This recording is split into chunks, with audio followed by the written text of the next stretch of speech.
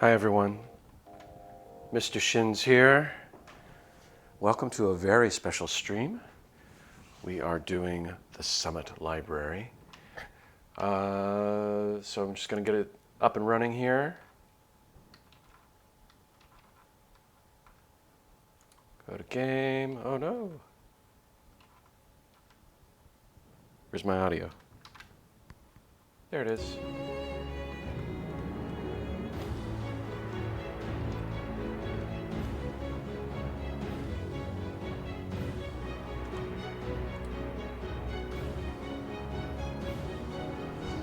Widdershins! Welcome to the chat, Widdershins.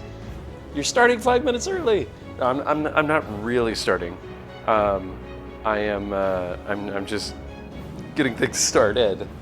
No, we'll hang out here for a couple minutes and just talk. And right at 11, we will get going. It's just 4 minutes away, so it should be fine. So hello everybody. Thank you for joining me. Laylux! Oh, it's so nice to see you. The excitement can't be contained. Right, no, yeah, I'm just running ahead. I'm just going to start without everybody because I'm so excited. So I want to talk a little bit about what this is and kind of give everybody a heads up here. Contain yourself, Shins. Wife, you settle down. Wherever you are in this household. I know you're around here somewhere. So this is, it's not the full game. We're just doing, it's one chapter. It's chapter 1 of the Summit Library. And if you're here, and remember I always hide my viewer count, so I know that Widdershins and Laylux are here because they've chimed in. But I don't know how many people are here, and that keeps me happy. This is chapter 1 of the Summit Library, a visual novel by QKU Studios, who is one person, and that person is Kai. And after this, we are going to have an interview with Kai. They are going to join us in Discord, and we will talk to them about their dreams, their aspirations, where they get all their strange and wonderful ideas. So really looking forward to talking to Kai, and I hope you are too. So please hang around. And also, if anybody has any questions for Kai, Kai is great, says Widdershins. Yes, Kai is great. Yay, Kai. Widdershins says, I can come find you if you really want to say that to my face. No, please. Please stay where you are, wife. That'll be good. Yes. So we're going to talk to Kai. If anybody in the chat has questions for Kai, we will open up questions from the chat for people in the chat. I hate it. I hate it when people when streamers do they refer to chat like it's a single person, like one entity, and not made up of people. So yeah, and before all that happens, I wanted to run one more ad, but I guess I can't. I'm still getting used to this ads thing, so please forgive me. But I promise that we will not let any ads interrupt the game. Alex says, we are legion, for we are many.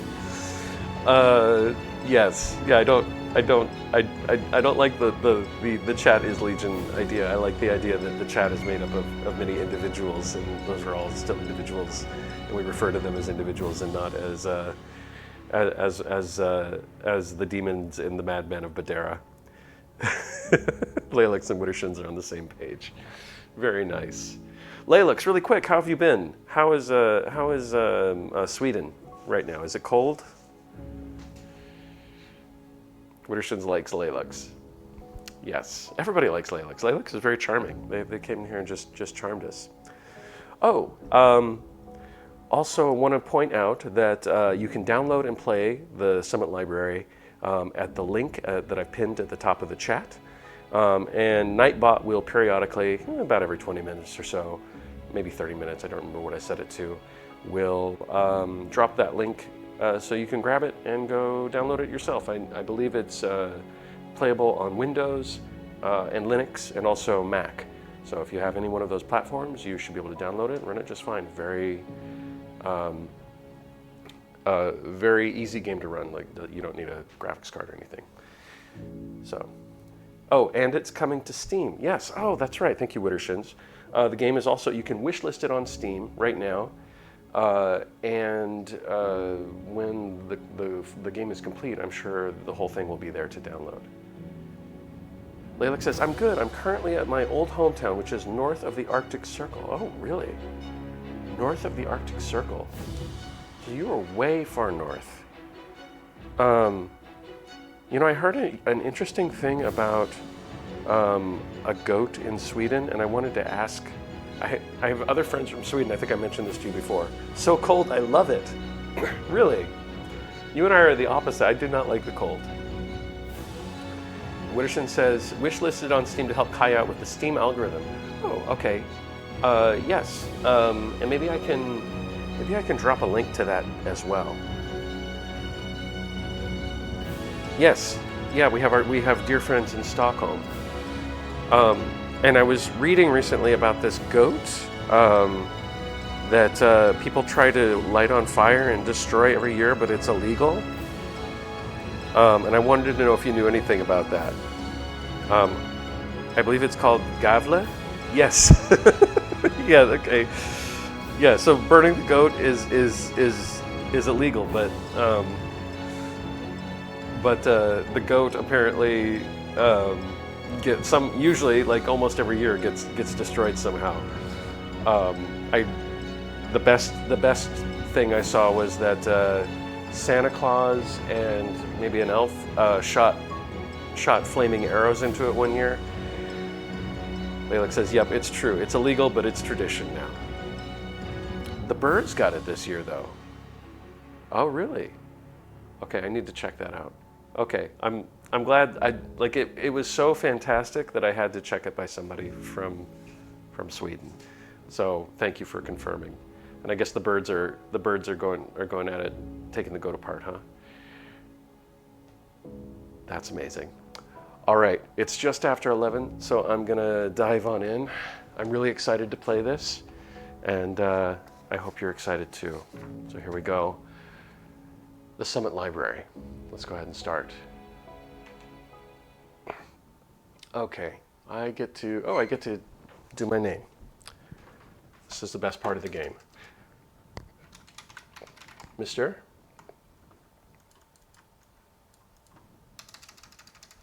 Shins.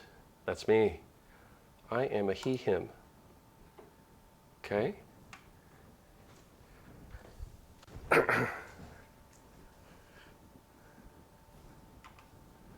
Height. Am I tall, average, or short? I'm about 6'2", so I'm going to say I'm tall. My skin, fair, light, medium, or dark. I'm not that dark. I wouldn't say that I'm light either. I'm definitely not fair. I'll say medium. Ooh, I get extras. I do actually have some moles, so do moles. I don't have freckles. I may have scars here and there, but none, only one of note. My eyes are brown-ish. My wife says that they're actually a dark hazel, but you know. Hair color, it's dark brown. Hair length is short. We don't have the bald option, so we'll do that. In the Summit Library, you'll be able to build relationships with all the different people you meet. To raise your affinity with characters, choices will play a crucial role. Choices that yield you affection points are indicated with a heart. Oh, how nice. You can turn this option off or on at any time in settings. Okay. Do I want to keep it on or turn it off? We'll continue. All right, well. Wittershin says, like the deep, dark woods, where you're likely to be eaten by the Fae. Oh, no. All is silent, save for quiet footsteps on the deserted road.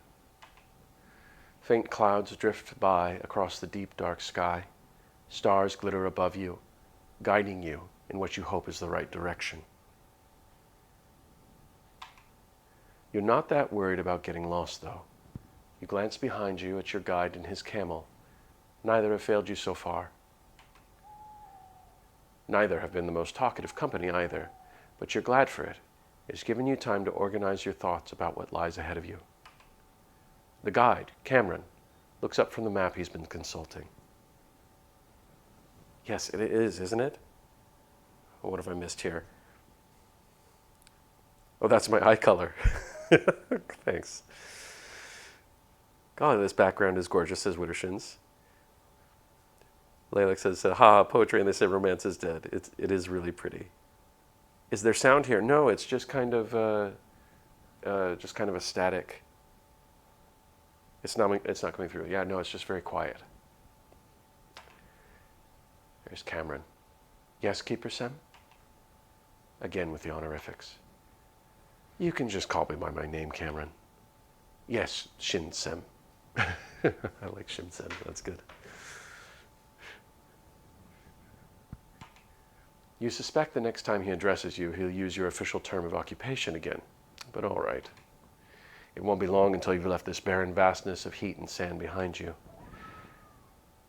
You've been traveling mostly by night to escape the unforgiving sun. And though this night sky has been a magical sight, you're relieved that your journey is coming to an end. You feel a thrill of both excitement and apprehension at your awaiting post. It's an honor, of course, to have been called upon specifically by the Summit Library. You've wanted to visit for many years, but your studies and work always bound you to other places. In these past few months, people avoid traveling if they can help it. You can only hope that whatever news you've heard of the escalating conflicts is sensational exaggeration. And if it isn't, at the very least, you'll be safe. The summit is situated on neutral ground, founded long ago on the premise that knowledge should be unbiased. A smile tugs at your lips as you recall your impressed wonder at the beginning of your training. You marveled at the idea that knowledge is for everyone, and that truth does not bend for those wielding crowns, gold, or a hard fist. Of course, you quickly discovered that things are rather different in practice. Libraries need funds and authoritative support. The Accords do what they can, but it's not easy. You've worked for many smaller institutions these past years, and the backing of the Awin Empire can make or break a library's future. The creeping light that announces daybreak makes you put aside your musings. Digging the sound design. Yes, I like the coyote thing. Cameron, what do you think? Should we make camp? If you prefer it, Keeper Sem, we could also continue. In another 2 hours, we will have arrived at the Torn Mountains. You consider for a moment. You're tired, but let's keep going. The promise of no more coarse, annoying sand that gets everywhere is too tempting. Is that a Star Wars reference? Sand is annoying, gets everywhere. Sorry, Padme. Okay. As you wish, Keeper Sem. Wittershins is making a note to ask Kai if that's a Star Wars reference. You blame Darin Sem for the excessive honorifics. They probably made you out to be a much bigger deal than you really are to be worthy of such respectful titles. Ah, but that way I know you'll try and live up to my expectations, right? They'd say. You can almost hear their voice in your mind. It makes your chest ache a little for leaving your colleague and friend behind for an indeterminate amount of time. You'll miss having tea and playing set point with them. Cameron signals for you to take off the warmer clothes that are worn during the cold desert nights in preparation of facing the sun once more, and you swap your woolen cloaks for your day linen and silks. After drinking some water and resting for a minute, you push on. The stars slowly fade into the sun's first rays, and you fasten your wide-brimmed hat securely on your head. You're more likely to get a deeper tan than sunburns, but that doesn't mean you're immune. The temperature steadily rises, and briefly you wonder if you should regret your decision not to stop for the night. Sweat drips down your brow, in your neck, and uncomfortably slides along your skin. Your long robes are the lightest you could find. Yet, after another hour or so, you wish you could rip them off and wear nothing ever again. They're necessary protection against the heat, however, and so you endure. Slowly, bit by bit, the terrain changes. The ground fades into a darker color, and the small patches of vegetation pop up more and more. The odd tree grows along the road, surrounded by hardy desert flowers. And then, finally, we're here, Keeper Sem. Indeed you are. Thank stars and sky, you resist the temptation to melt onto the unpaved road. Tears have fallen. Ooh, Crunchwrap Supreme commercial. Did you got a commercial? I'm so sorry, Tears. I've got to figure out how to manage it. I just do.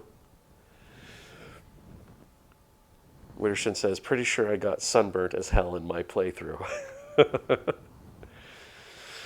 Pretty sure you get sunburned anyways. Truth. The truth outs. Cameron speaks to the guard at the mountain post in rapid-fire dialect. You hear your name sprinkled in, as well as the mention of the summit, but the rest is too fast for you to follow. You speak a little Atun, the language of the desert people, but it's not the strongest of your fusional languages. Although perhaps, who knows, maybe you'll find time to brush up on it during your stay at the summit? Wittershin says, I've gotten a sunburn crossing the street. I'm sure I got a sunburn playing a game. Yes.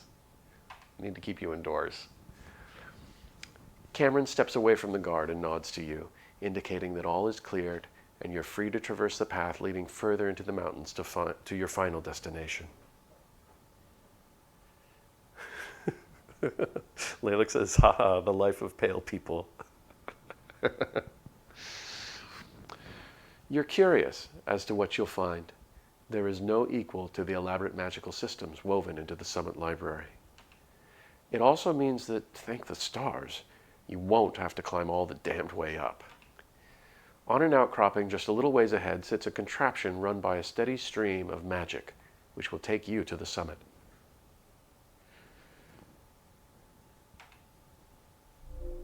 You place a hand on the stone to activate it, and a few simple strings greet you by lighting up briefly. You sigh at the hum of magic at your fingertips. It's been too long. You've missed this feeling, this steady, slow power. You frown and lean closer, squinting at the engravings carved into the stone. Wittershin says, I'd move to Sweden myself if I could get Mister to join me, but he's a hothouse flower, so temperate desert it is. It's true. I feel like I'd like Sweden except for the weather. I adore the magic system in this game. Me too. Tyr says you created that monster by living in a terrarium. It came that way. Yes, you did. You knew who I was when you married me. That's true. Don't forget it. That's not right. What's this fuzziness? Keeper Sem, the guard told me to be careful. Magic has been strange of late. The stone stairs are old, but I know the way. If this doesn't work... quiet, please. I'm concentrating. Yeah. Settle down, Cameron. You've traveled the stairs before? This seems kind of rude. Oh, but this has a little heart. Am I trying to woo? I mean, it seems polite. Yeah, let's ask about these stairs. I don't want to go up the stairs, but I have many years ago. He doesn't elaborate. Am I going to flirt with Cameron? It looks like I already have.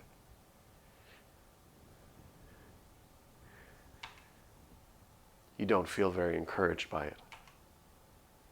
Let me try for a moment. You close your eyes and concentrate on the flow of magic, and after a minute or so, there, you can feel fuzzy, vague blobs of what? You've not seen this kind of disturbance before. Somehow, this root flow has become obstructed. Nothing you can't handle. You take a step back, holding a hand forward. Cameron eyes you anxiously, taking a couple of steps back as well. You direct the magic with slow hand movements. Symbols glow along your arms, settling into a sequence.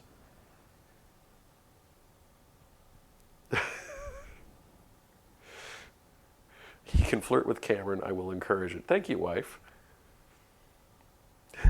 Tears says, you flirt, Mr. Shins. You dog you. Well, I mean, if opportunity knocks. Really all you're doing is just gently tugging until the stream travels a little more smoothly. A little nudge here and a bit of a pull there.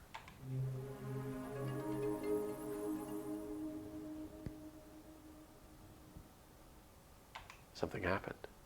The magic settles. A satisfied smile spreads across your lips. There we go. Much better. Easy. You didn't even need to get out your tools for this. Should be good to go. Cameron seems dubious. I promise it's safe. Cameron's face is full of apprehension, but he doesn't say anything. It takes some convincing for the camel to follow you. She's nervous and doesn't like the small, dimly lit space one bit. Excuse me while I take a sip of my tea here.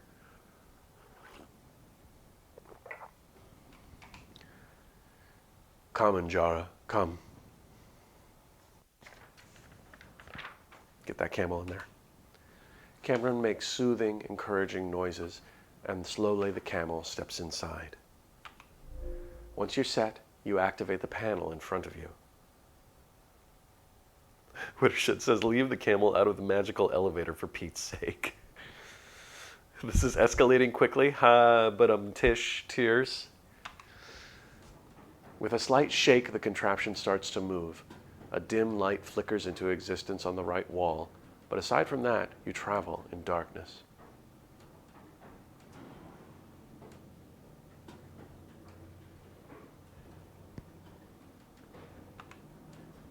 Shin-sen, you sure we won't get stuck here? His eyes flick over the symbols on the panel. I wouldn't mind getting stuck in the dark with you. Trust me as I have trusted you. Don't tell me you're scared. Excuse me. Well, this is obviously flirting. I think I'm going to the library as a professional, right? This is the weirdest clue game I've ever played. I'm just gonna ask him to trust me. Quit being scared. He's led me through the desert, so I shouldn't be. I don't think I should be snarky with him. You've taken good care of me during our trip, and so I will do the same. Don't worry. If we get stuck, I can make things move again. It'll be exhausting, but if push comes to shove, you have ways to push the three of you up with your own core energy. Cameron nods, looking a little calmer. Rex says, hi Rex, seduce the young buck. Wittershin says, he very handsome. Tears says, that's how it starts. Don't let down your guard. All right, I trust you, Shin-sen. You travel the rest of the way up in silence. When the passage entry reaches its endpoint, the doors open once more, and you're standing in front of a weathered archway that has withstood the test of time, cracked though it may be. Before you rise the torn mountains, stark, jagged, and forbidding. Save yourself for river, Shins. Rex says, when does the boy kissing start? Laylik says, river! So some people have favorites already, huh? You swallow. You feel small and naked in this awing landscape. A sudden rush of gratitude for Cameron's presence fills you as you look onto the surface of something so old. Shin-sen? Right, yes. You step forward to the archway, raising your hands in greeting. Immediately you feel the pull, the spark. The archway is a door, and it needs only a well-fitted key to show you what you're looking for. The chilly high mountain winds caress your cheek, and play with your hair as you follow the written instructions to request passage. Where Lalix and Widdershins are on the same page. The symbols you draw in the air glow up and vanish as the wind snatches them away. There is a split second of panic where nothing happens. You hold your breath without knowing it. Did you make a mistake? Did they send you a wrong sequence?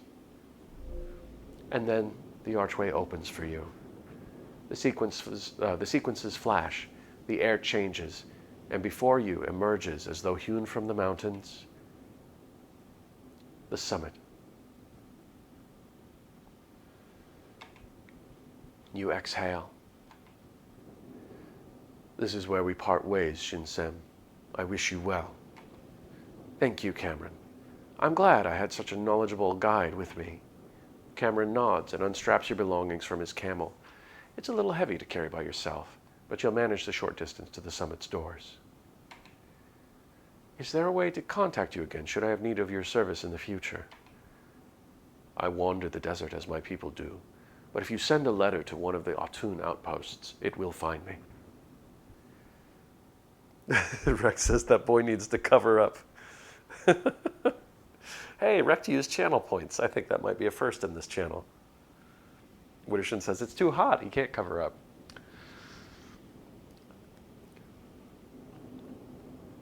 Excuse me while I drink my tea. All right. I hope we meet again, or goodbye then. Hey, let's be nice. I hope we meet again. That would be nice. The hint of a smile tugs at Cameron's lips, and he inclines his head before turning around, leading his camel with him. As for you, you make your way to the summit's large doors. They soundlessly open for you when you approach. Rex says, sunburns, damn it. He clearly does not fear sunburns. Yes, indeed, Widdershins. Tyr says, I like this. Super relaxing while playing zombies. Oh, good deal. Bye, camel. Yes. Goodbye, camel. You step inside and softly breathe out. Oh. It's magnificent and big. The walls arc into a domed ceiling partly made of glass, through which light spills into all of the entrance hall. Beautifully carved pillars rise up to support the dome, and the walls are engraved with miniature scenes from ancient tales. Widdershin says, just drag the camel up the elevator to send him back down again. Well, what are you going to do? I feel bad now. The painted tiles on the floor mirror a complex pattern that you vaguely recognize as the board of one of the games Darinsem likes to play. The air feels different, much warmer than the cold mountain winds outside. You're guessing there's some very refined climate control spells working in this large building. Rex says camels are dumb anyway. They're certainly, ill-tempered, aren't they? It's been a long time since you entered the ranks of the Keepers, but for a moment you feel just as small and insignificant as you did back then. You're so caught up in the beauty of the summit, you almost walk straight in. A sharp voice cuts through your thoughts. Excuse me, over here, please.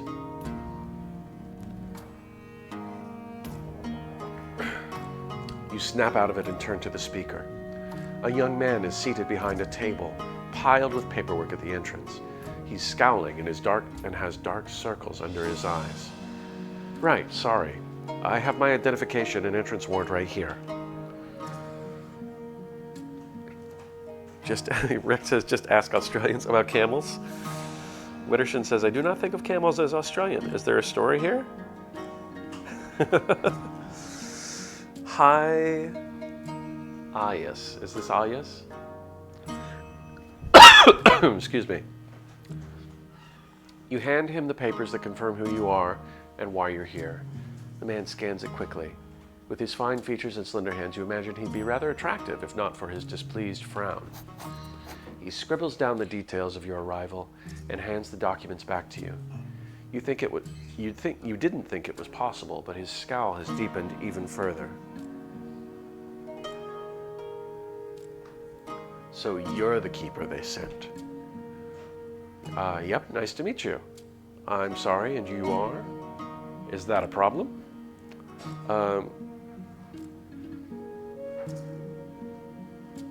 Let's see. This is friendly. This is neutral. This is hostile.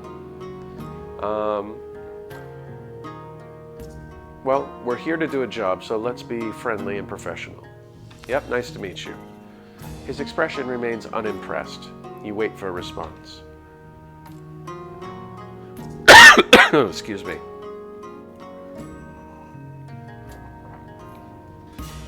The silence stretches uncomfortably.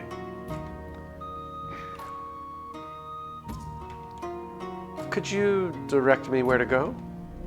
The man sighs, then taps an angular device on his left and places a gold-plated disc against it. You've seen something like this before in larger libraries. A communication instrument, most likely. Chad is talking about camels. They've become invasive by the thousands, terrible to the environment and beef farmers. Tyr says, I rode a camel to a bar once. Widdershins will no longer object to them being stuffed into desert elevators willy-nilly, at least in Australia. Excuse me, guys, sorry. Okay, communication instrument. The ones you've worked with were rather limited in their reach and capabilities, however. The symbols on this one look a lot more complex. You're itching to get a closer look at it. Someone will come for you, so please leave this desk and make room for other visitors. Ah. You quickly step aside, but as you glance behind you, no one's there. When you look back at the man, he's already turned away from you, poring over his book. Well, fine, jerk. You don't know why he's being so rude, but this library is big enough for the two of you. With some luck, you'll never have to cross paths again. Shin-sen? You startle at the sound of your name. A woman with a mass of thick curly hair and warm brown skin stands in front of you. She's wearing what you're starting to recognize as a variation of the librarian's robes. Calling Camels is a damn good Aussie punk band name? Sorry, guys. Gene Machine. Clearly this chat has gone off the rails. What have I walked into? Gene Machine, you're a moderator. Moderate. Okay, she's wearing librarian's robes. Her short frame barely reaches your shoulders, but she gives you the feeling she's not easily intimidated. I was notified you'd arrived. The summit opens its paths for the traveler. The traveler enters the doors to its knowledge. She holds out a hand with a smile, and you shake once. Your shoulders relax. It's impossible not to in front of her warm expression. I'm Berit, one of the higher librarians. I'm Mr. Shins, but I see you are already aware. Berit, naturally, we've all been looking forward to your arrival here. All of you, huh? You kind of want to look back at the snarky librarian at the entrance. Resist it. Resist the temptation. You deserve to complain a little. No. I mean, I'm here to work. I'm here for a job. Let's be professional. You shake it off. Who knows? Maybe he's having a bad day. You just got here, so you have to assume the best, right?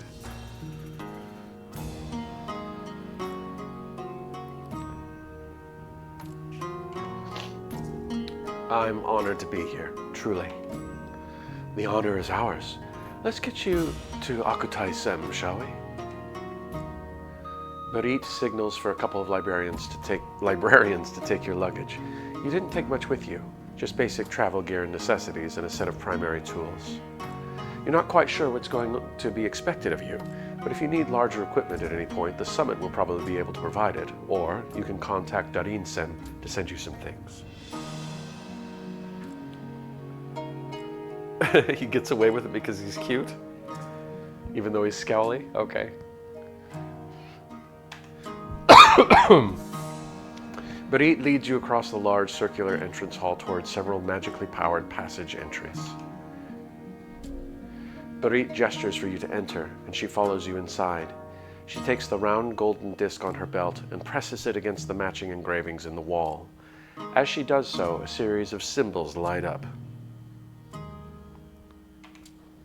You recognize them as a sequence for moving, push, and pull. The passage entry starts gliding upwards with a soft hum. It's much like the one that took you up to the summit, but this one is beautifully adorned from the inside. The night sky with its moons and stars has been painted across the walls, and you look at it in wonder. And yet, just like with the passage entry at the foot of the Torn Mountains, there's that weird, fuzzy feeling. You arrive several floors up without a hitch, but the magic feels sluggish somehow.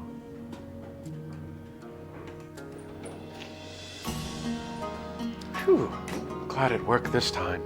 Otherwise, we'd still be going at it on the staircases. I did think I felt something off about it. Felt it, did you? Good. That means you're not an imposter. You laugh. Barrett's soft, round features and her warm smile shake the last nerves you had after your arrival away. Tyr says the magic is still buffering from the climb. Testing me so soon. I see I have to keep my guard up around here. That's what I like to hear. Barit walks you to a dark wooden door with gilded ancient script above it. Barit knocks, and you try to decipher the text quickly. Let light shine on. A voice from behind the door calls out. Rex says, those poor staircases. Those poor railings, says Lalix. Come in. The door opens, and Barit and you step inside a circular chamber. The sunlight illuminates the space from a large round window with a stunning view of the mountainside. The room is furnished modestly, and it's very neat. You don't spot a single book or scroll lying askew. You've been brought before an older woman whose strict, even gaze has you stiffen into a polite bow. Her long, flowing robes accentuate her grace and poise with every movement. Rex says, I'm beginning to become concerned. What unholy acts are happening between frames? Just wait, Rex. Just wait. Welcome. The woman offers a polite smile that does not reach her eyes. She carries herself with a kind of refined authority that leaves no doubt in your mind. This has to be Zerithsen. She confirms your suspicions. It is good to see you. I am Akutai Zerith, the summit's head librarian. I'm the one who requested your aid. At your service, Zerithsen. How may I help you? Akutai has risen from her seat to greet you, grabbing hold of a cane that was resting against her desk. It's a simple instrument made of dark, polished wood with an engraved silver knob. I'll cut to the chase. Our library is dealing with an unusual problem. As a keeper, I'm sure you're aware of the importance of magical systems within the library. You nod. Magic is essential to libraries, in many ways. So much so that it requires a specific profession, which requires a specific skill set, which requires a specific education. And here you are. Hold on one second.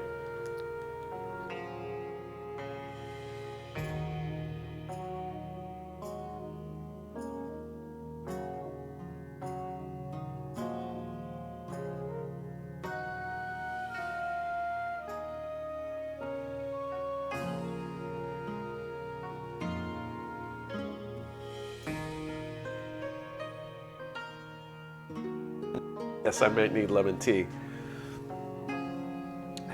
Twitch, why you gotta be like this? Complaining about the chat again. Yes, lemon tea would be great. All right, here we go.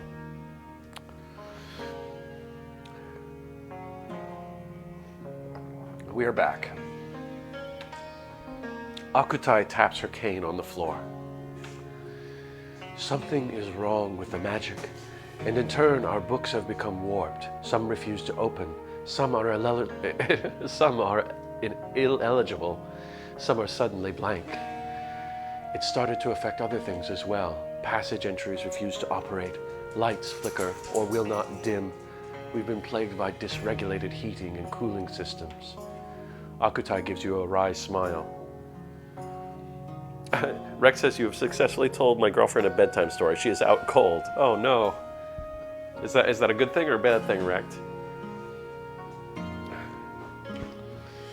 It is an understatement to say our kitchens have been struggling. That sounds troubling indeed. Do you know of anything that could have set this off? We haven't been able to uncover anything so far. It happens slowly, over time, though it escalates still. Our own keeper worked day and night to restore the imbalances, but she fell ill. Despite being in perfectly good health, she was suddenly overcome with core sickness. Whoa. You didn't think that even existed anymore. The last case you heard of was way before your time, a depleted core.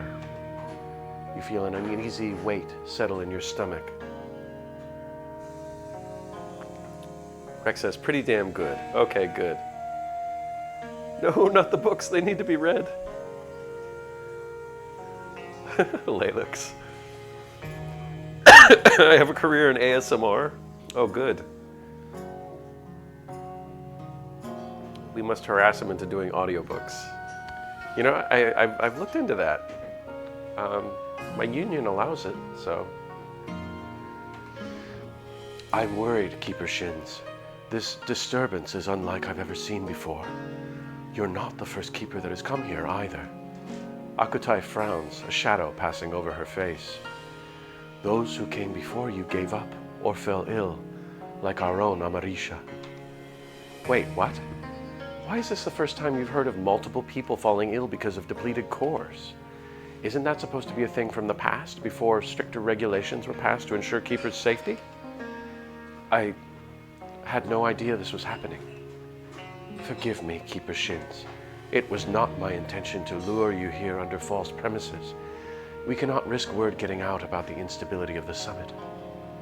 It's not an understatement to say that we're currently at our most vulnerable we've ever been. I feared that those with ill purpose would take advantage of that. Take advantage? What do you mean?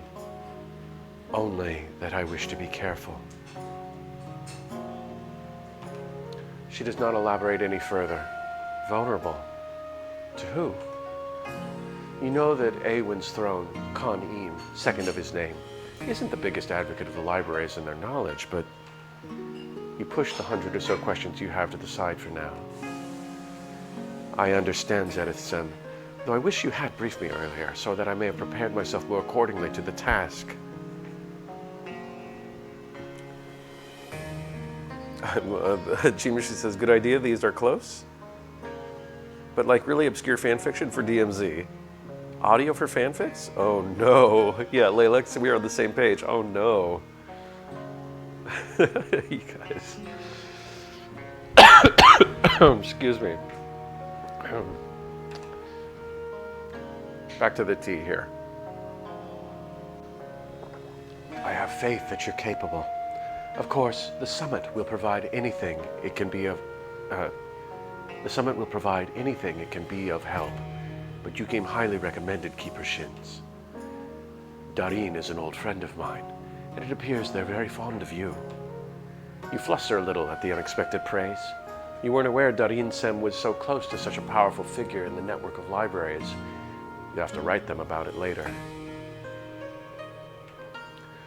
You are under no obligations.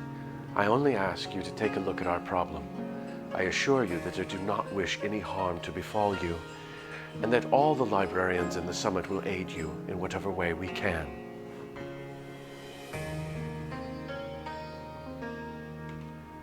She lowers her head in a respectful bow, and you quickly return it while repeating the first keeper vow.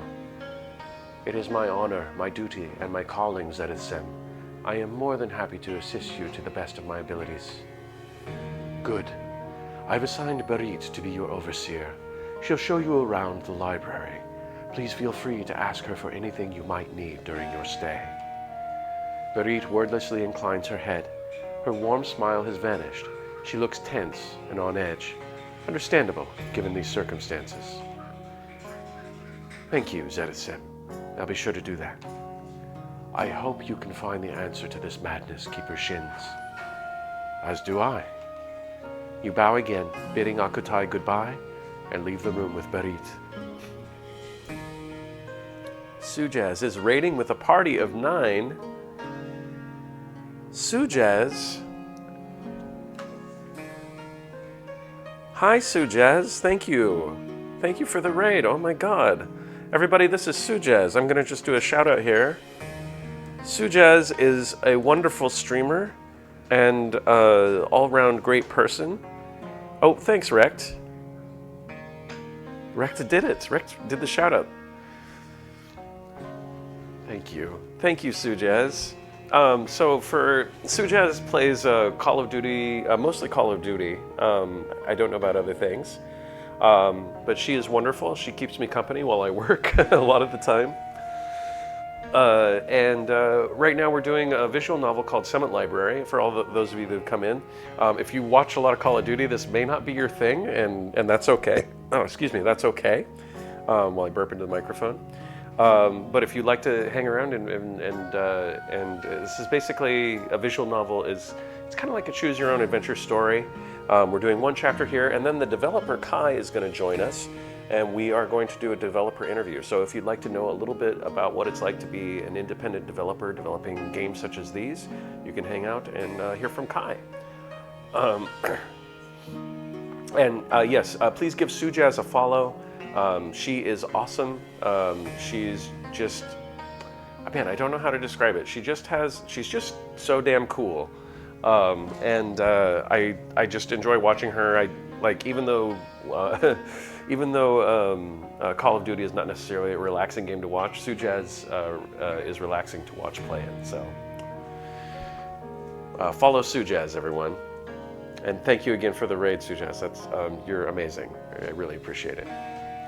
So we are talking to one of the heads of the Summit Library, and we've just said goodbye. We know some magic, and we're going to get to the bottom of some magical problems in the library. Kai, hello Kai, welcome, everybody. Kai is the developer of this game, and they have arrived. Welcome, Kai. You bow again, bidding Akutai goodbye, and leave the room with Berit. Almost imperceptibly, you hear Berit shakily exhale. Right, so Akutai-sem assigned me to you, but truth is, I'm incredibly busy. There are about 10 crises every day, and, Berit's eyes flick to the golden disc at her belt. I need to run. Don't worry though, I've assigned one of the lower librarians who fall under my care. Ayas? She turns, and you follow her gaze to her right. There, brooding in a corner, holding a stack of books and wearing a positively venomous glower, is the rude young man from earlier. Ah, this guy. I still don't understand why me. This is your punishment, Ayas. Do a good job and make me proud, won't you? Punishment? For what? It can't be for being rude to you earlier. Berit wouldn't have had the time to tell him. Maybe he just tends to get in trouble often? Berit-san, I really don't have time to play babysit. No, he is your responsibility now, Ayas. I'd do it, but I can't. Berit opens the passage entry across the hallway and sends you off with a smile.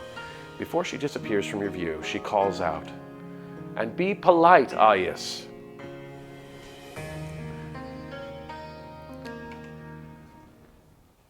Silence. Well, what do we have to say? Wittershin says, Kai is an incredible talent and also a lovely human. You should wishlist this game on Steam if you can. Yes, and oh, by the way, if you'd like to download and play, there is a link to the itch.io page where you can download and play the game on Windows, Mac, and I believe Linux as well. And also Nightbot will be throwing up that link every so often here.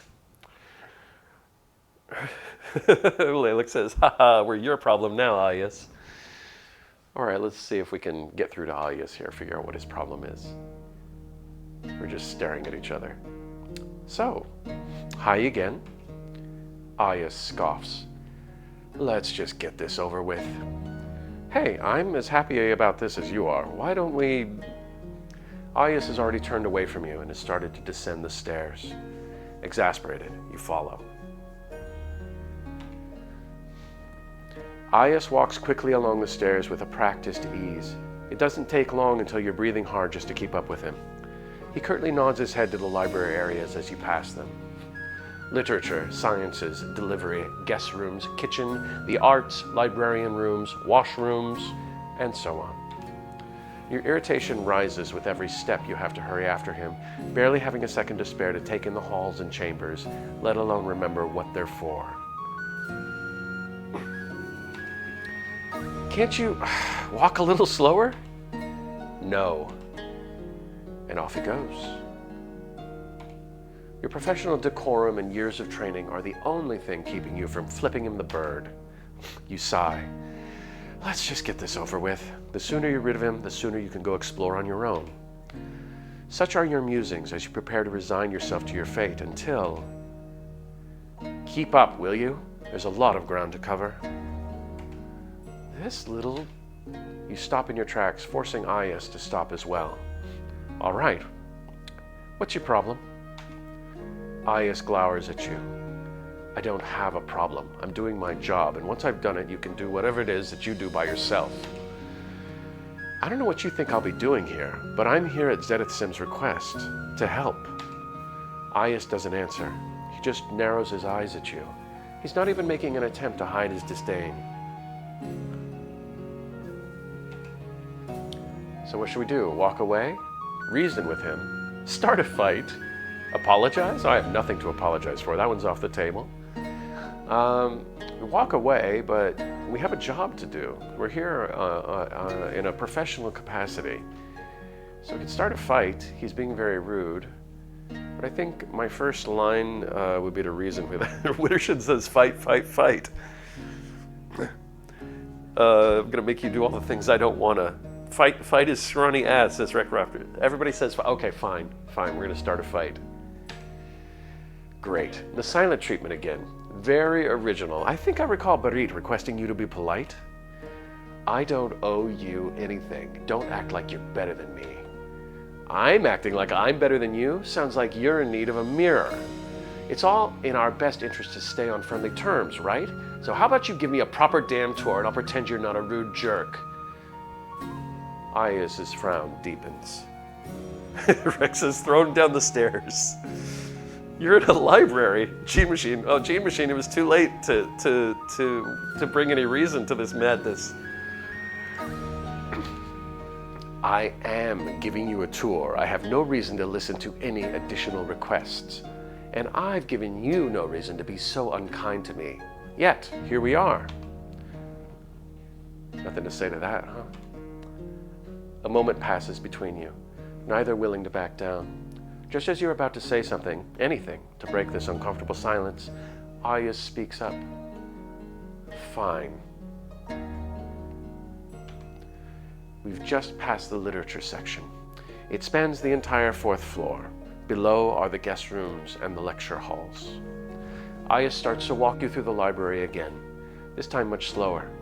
Whenever you ask him something about a section, his answers are as curt as before, but, well, at least he's answering you. Okay. Well done, everyone. I guess we got what we wanted out of that interaction. And that's about it. You'll be staying here. And Wittershins is complaining about the chat features again. Ayas gestures to the door. Ayas gestures to the door you're standing in front of on the guest wing. Your key is on the desk. You can use the washrooms on the same floor after turning a left corner. Breakfast is an hour past sunrise. You silently thank the skies the tour is over. You knew the summit was big, but not that it was this big. Gene Machine, it says it's impossible to walk on stairs quietly. How do you fight quietly on stairs? It's a good question. Angry whispers, says Wittershins. Lalek says angry whispers should be recognized as a way of flirting. Your feet are aching after a whole day, or rather night, of travel, and you fear you might nod off any moment you stand still for too long. All right, in that case, I think I'm going to get some rest. If I have any questions or get lost, how should I... Beritsen is working on getting you a librarian disc. On every floor there are maps. When you activate the disc on them, it'll give you more detailed directions. As for questions, ask any librarian and they'll help. Oh, can it just be you? This is kind of funny given our recent interaction. Thanks for the tour. Let's shake hands. You're dismissed. Okay, so I already started a fight and I'm still trying to be professional. So I can thank him. And that would be the appropriate thing to do, I think, would be to thank him. To say, can't it just be you,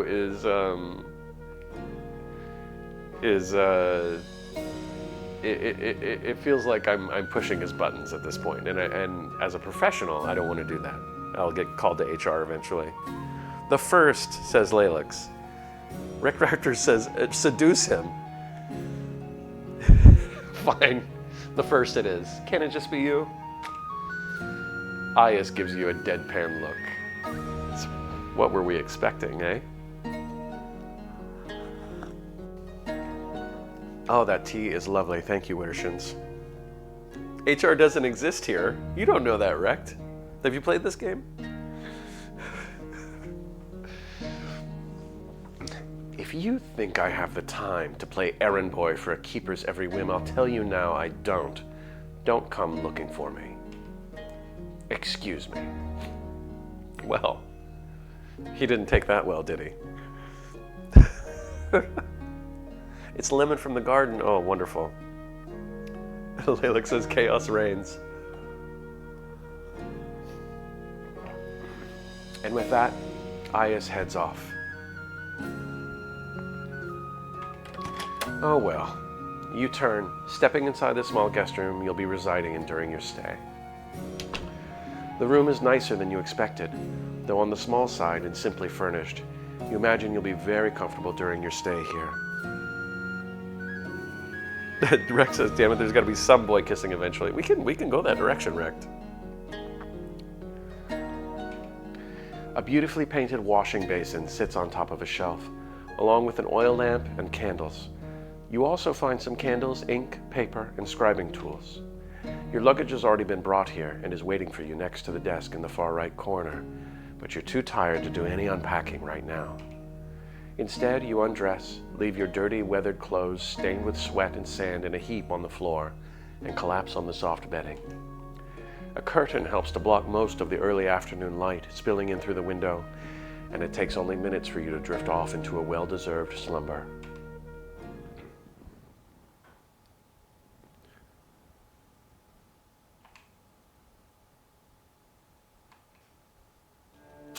You wake slowly, feeling more than a little hazy.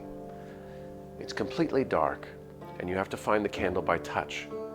Once it's lit, it throws a warm light on the rest of the room. Rex says, undressed shins. Ooh, says Wittershins. I've seen it. Yeah, been there, done that, right? I have. Get out of here.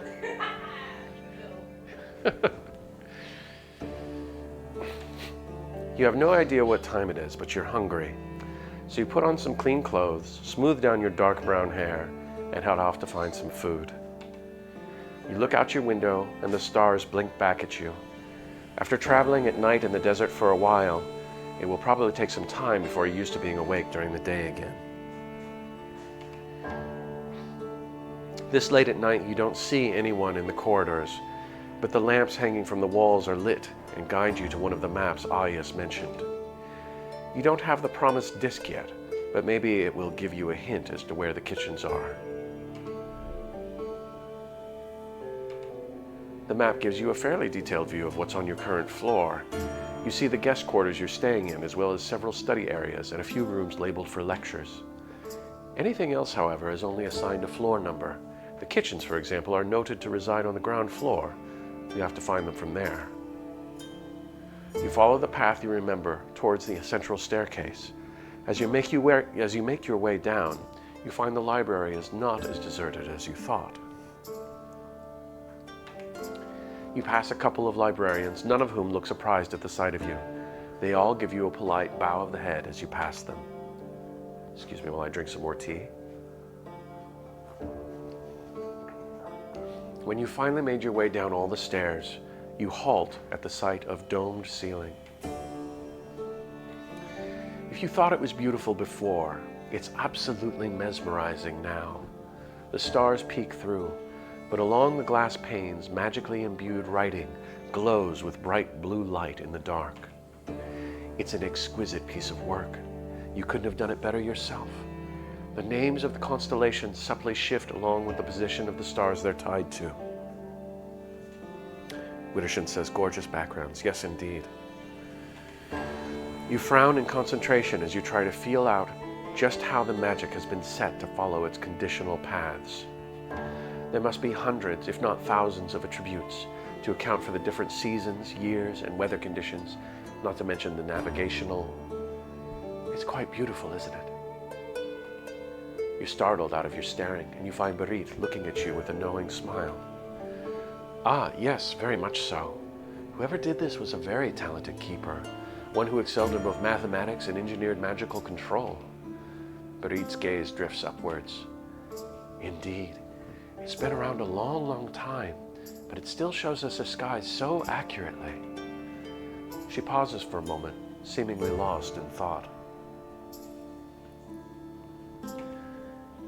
Oh, that's right, Berit-sen. Aya's told me you had a disc for me? Berit tears her eyes away from the dome, her serious expression shifting back into a smile. Call me Berit, please. There's no need for formalities. All right, then please call me Mr. I will. And about the disc, you're in luck. I just picked it up from the keeper's quarters. Here you are. She hands you a disc not dissimilar from the one she's wearing on her belt. It has a pleasant weight to it in your palm, and you rub your thumb over the edge of it. Thank you. I'm sure it'll come in useful. They're very intuitive, but if you have trouble using them, any librarian will be able to assist you. Does the summit make these? No, we get them from elsewhere. Aside from our keeper, no one in the summit is proficient in practical magic. Laylock says, give us the shiny disc.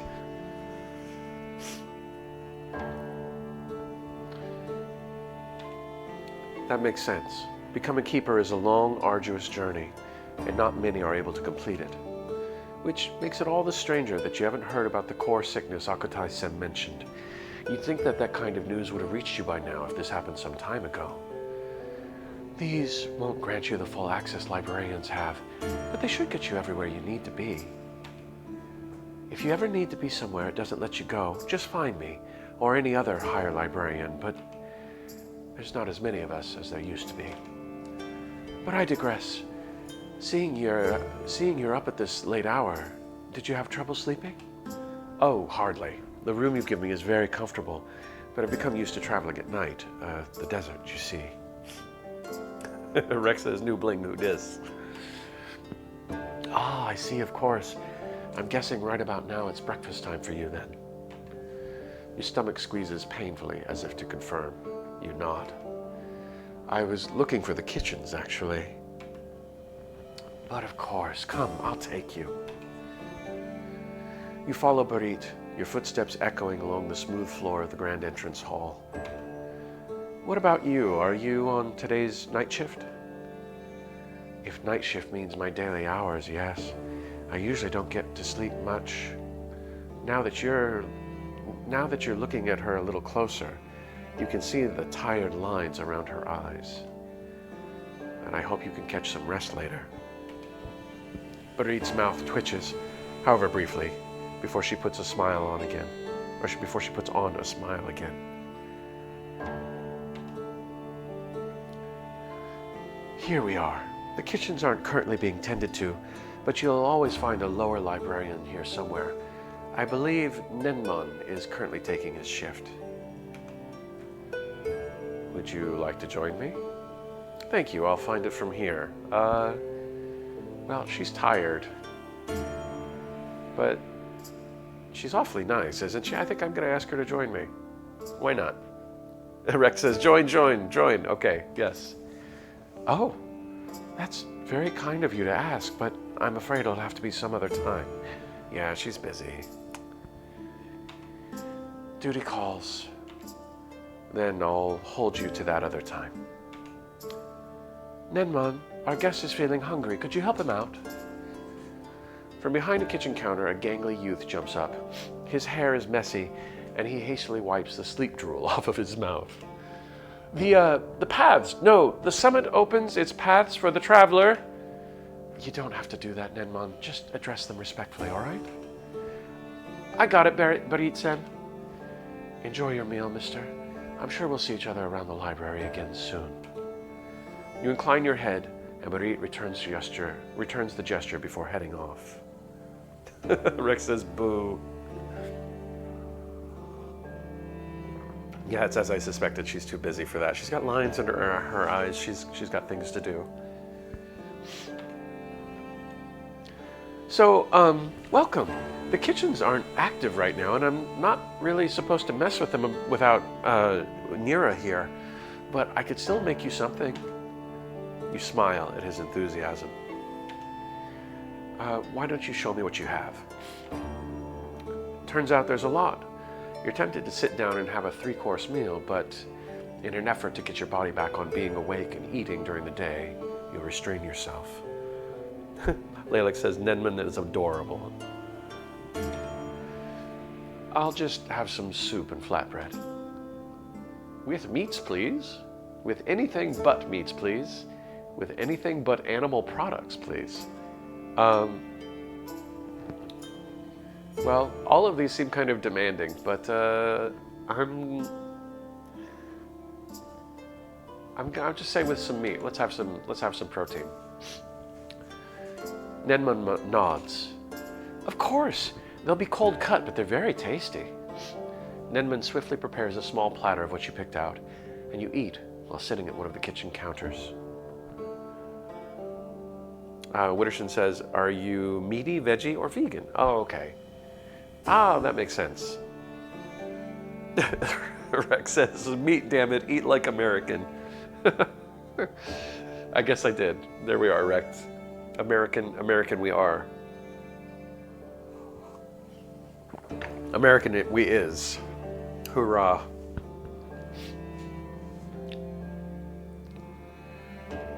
Maybe it's because you feel ravenous, but it's delicious. So, have you come here to study? Are you a scholar? What kind? How long are you staying?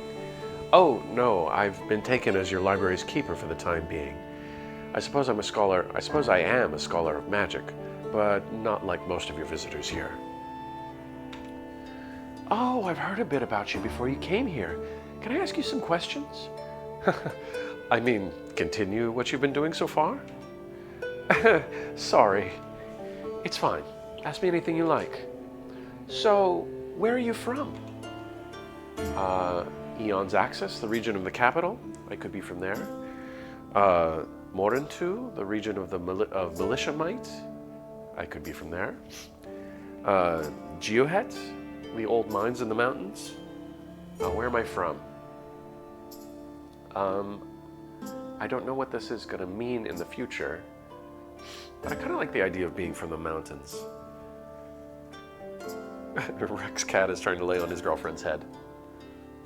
Just let it happen. The cat is in charge.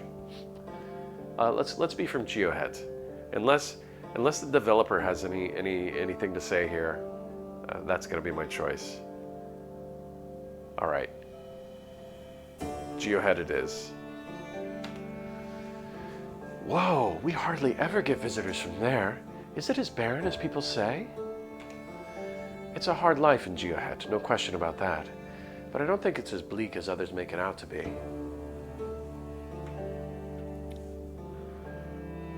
It says the mister who grew up on a tree farm. Fair enough. Laylik says, the youthful enthusiasm, can we keep him? I don't know, can we? Can we get to an option to keep Nenman? I haven't been there in a very long time, though. I've traveled around a lot in the meantime. Did you travel by yourself, or did your family take you? Darin Sem of the Ivory Accord introduced me to the library keepers, and after completing my studies, I've gone wherever the Accord sent me. Oh, that name sounds kind of familiar. Who are they again? Darin Sem is the Ivory Accord's envoy. They're a colleague of mine, and a good friend. They mean a lot to me. They're a bit of a closed book. They're very clever, almost scarily so. Let's see.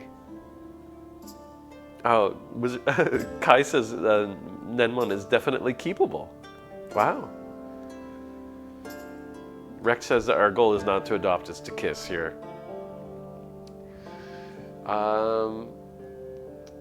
They mean a lot to me. I think it seems like I've kind of mentioned how I was thinking about Darin Sem. But would I say that to this stranger? I don't know. Let's just say they're clever. Rex says top. Let's say they're clever. I've never met anyone with a keener mind, or the bigger knack for cheating at card games and getting away with it. In any case, I respect them a lot. They've worked with the Accords for many years. You entertain Nenman for a while. His curiosity and enthusiasm are endearing, though he doesn't really seem to be the kind of studious type most librarians are. Once you've eaten your fill, you thank him for the food and his time, and wander back to the entrance hall.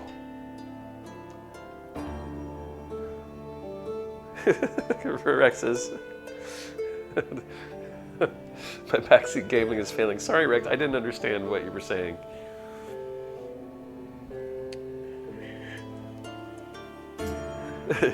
Witterson says if the chat had an edit button, it could have changed that. Yeah, but it doesn't, does it? No.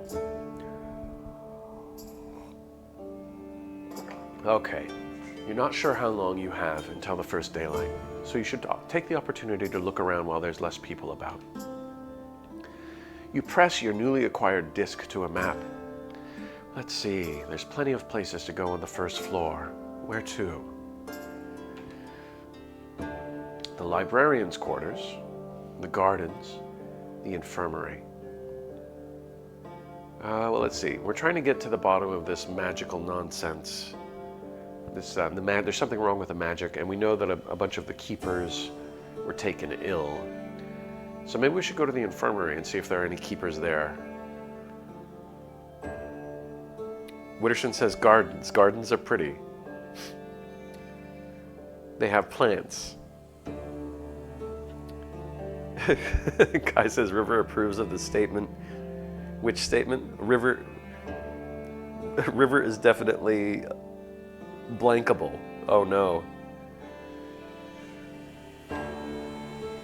Okay, I'm going to the infirmary. I'm going to see if there are any ill keepers that I can talk to. Maybe I can get some first-hand information. Never a bad idea to know where to go if you're hurt. You enter the infirmary, but it's dark, and no one's currently present. Or a man has fallen asleep at his desk on a bunch of notes. His glasses are pressed askew against his cheek. He doesn't look comfortable in the slightest. Gently try to take off his glasses. No, probably not. I'll just leave him be. He probably wouldn't appreciate a stranger touching him without knowing. Best not to bother him. Okay, yeah, we don't want to touch this guy. Instead, you look around the room. There's shelves with jars and bottles of salves, herbs, medical tools. A stack of books catches your attention and you let your eyes trail over the spines, herbology, medicine, the human body, and nursery rhymes. You take the book with a bemused smile. As you do, however, it clangs slightly against the one of many glass jars on the table. The man stirs with a groan and slowly blinks open his eyes. Sorry, I didn't mean to wake you. You quickly put the book back on the pile. Oh, it's all right. I really shouldn't fall asleep at my desk. But you aren't hurt, are you? Do you need any help? No, I'm fine. I've never been to the summit before. I'm just trying to get an idea of where everything is. I see. If you're ever lost, don't hesitate to ask for any of the librarians here for help. Thank you, I will. If you don't mind me asking, are you the library's healer? The man smiles and adjusts his glasses. My apologies, I haven't introduced myself properly. I'm Luthias, and I am indeed the library's healer. Come see me if you're ever sick or in pain. Nice to meet you, Luthias-sen. I'm Mr. Shins, the library's temporary keeper. So you're the new keeper. I hope your stay is a fruitful one, Shin-sen. Question him about the magic, ask him about his job, flirt.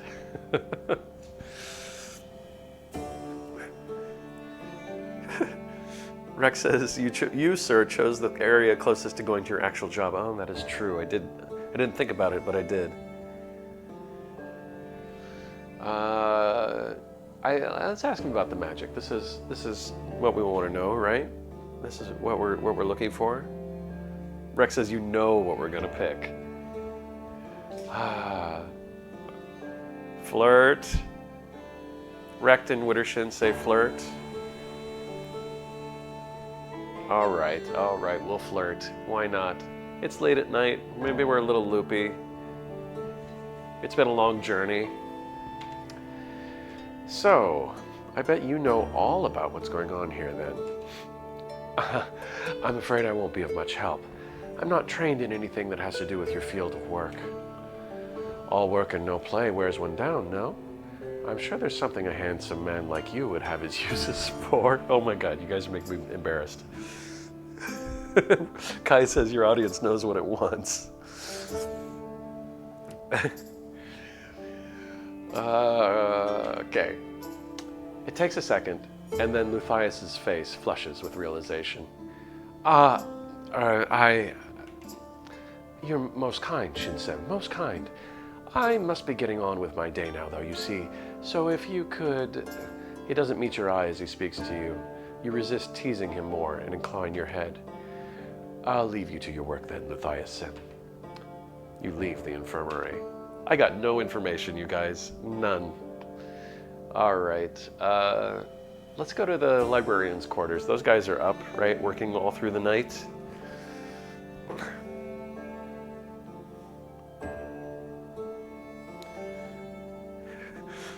Kai says, Luthias gets embarrassed and ends the choice branch early.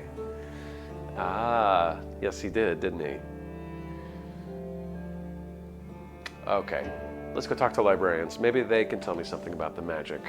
Or we can just don't flirt with them all, who knows? If you're going to gather intel, it might be best to start with asking the people who've been dealing with the wayward magic the most. And someone might even have some promising leads. As you find your way into the librarian's quarters, a woman with silky black hair rounds the corner. You step towards her with a customary bow of the head. Good morning, librarian. I'm the new library's keeper. Could I ask you some questions? Her initial surprised expression melts into understanding and she nods. Go ahead, I can spare some time. Thank you. What should I call you? I'm Nira. I oversee the kitchens. Pleased to meet you. Please call me Mr. I'm sure you know why I'm here. Something's wrong with the magic in the summit. What have you noticed? Nira frowns and folds her arms. It's been a disaster. We're struggling as it is, and I can't tell you how much food has gone to waste because the heating and cooling systems refuse to work. When did this all start? Did you notice anything happening that could have triggered this? It's hard to say. It kind of crept up on us. A stove won't light, the lights flicker when you activate them. One of the cooling areas doesn't work anymore. And suddenly you have nothing to feed hundreds of hungry scholars. Shin's deep lore runs deep. This is something Wittershins is saying. It's not to be disturbed. Oh, I see. Okay. Dad lore. Wrecked. Offer to help. Flirt. Ask her about her job. Well, I'm already helping, right? I'm already trying to help. Flirt. It doesn't seem like an appropriate time to flirt. She's telling me what's going wrong. I don't want to ask her what she does. Like, that's almost like an accusation, isn't it? Like, oh yes, and what do you do here? Obviously, she cooks. She is in charge of the cooking in some way. I'm just going to offer to help. Managing the kitchens like that sure sounds tough. Is there anything I can do to help? A flirt for Christ's sake, says Rex. Too late, Rex. Or can I go back? Is this back? All right, let's flirt. You look like you can handle yourself, though. Oh my God, I'm a creeper. I'm gonna creep this woman out. She's gonna hate me. Rex is crying and throwing up now. Sorry, Rex. It's your fault, though. Is that so? I can certainly handle you, if that's what you mean. What does that mean? Is she gonna beat me up? Or is she flirting back? I can't tell. I don't know what's happening. It's hard not to blush under her unflinching gaze. Oh, I have met my match and more. Have some tea. Okay, I'm gonna have some tea.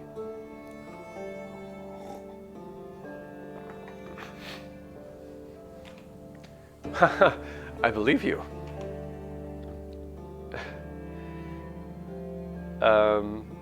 Okay, well, we got to flirt. Fighting or flirting, is there a difference? I don't know, Lalix. I feel like there is a difference. But I have to admit that I'm probably not an expert.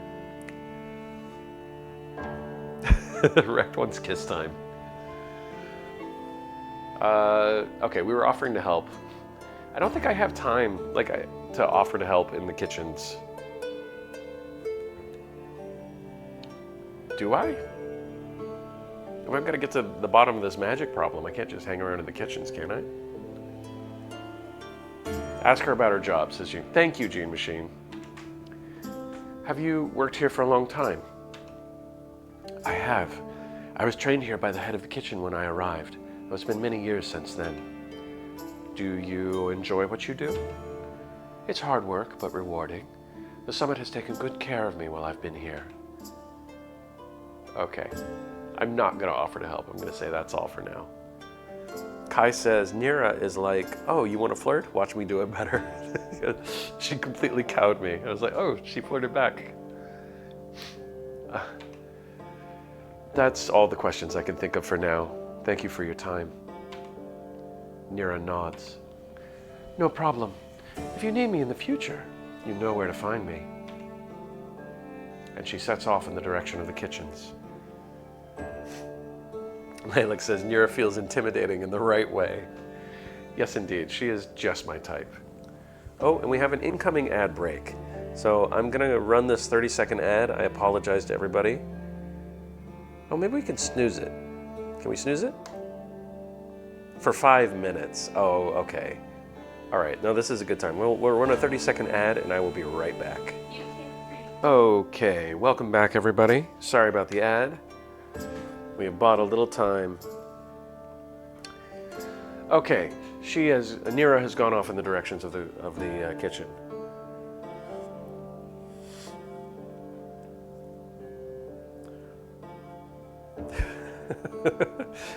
Recht is asking Kai how we get to the kissing. As for yourself, you find your way back to the entrance hall. It looks like the library has woken up while you were exploring. A lot more librarians are hurrying around than before, and a steady stream of visitors pours out from the passage entries or down the stairs towards the dining hall. You figure you should join them, even though you've eaten not long ago.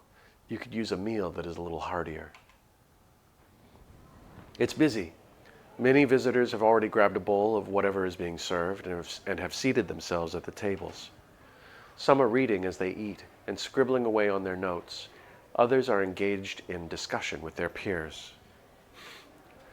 There's folk of all kinds, young, old, dressed in rich robes or in simple cloth, quiet and composed, or chatting and laughing amicably. You choose a simple breakfast, tea, fruit, and a hearty bowl of vegetable porridge. I can keep to myself, join strangers in their conversation, or find a familiar face. I think this would be the one I would do.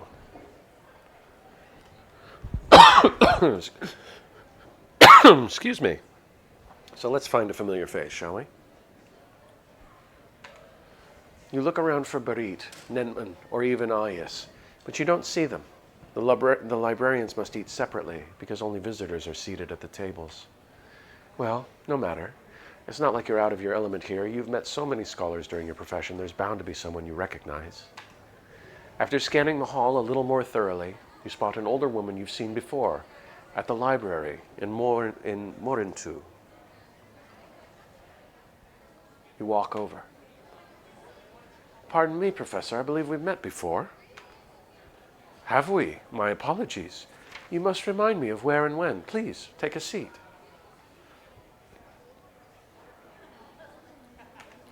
You set down your meal and sit next to her on the wooden bench. In the Ashen Library some years ago, I remember your lecture on advanced medicine. The crowd was so big the library struggled to coordinate it all. The scholar chuckles. I'm flattered you remember me. I don't travel around much anymore these days. Is that so? How come? You must not have heard. It's no longer safe in Morintu. The Awen army has been gathering its forces. Blood has already been shed. There and in Nadea.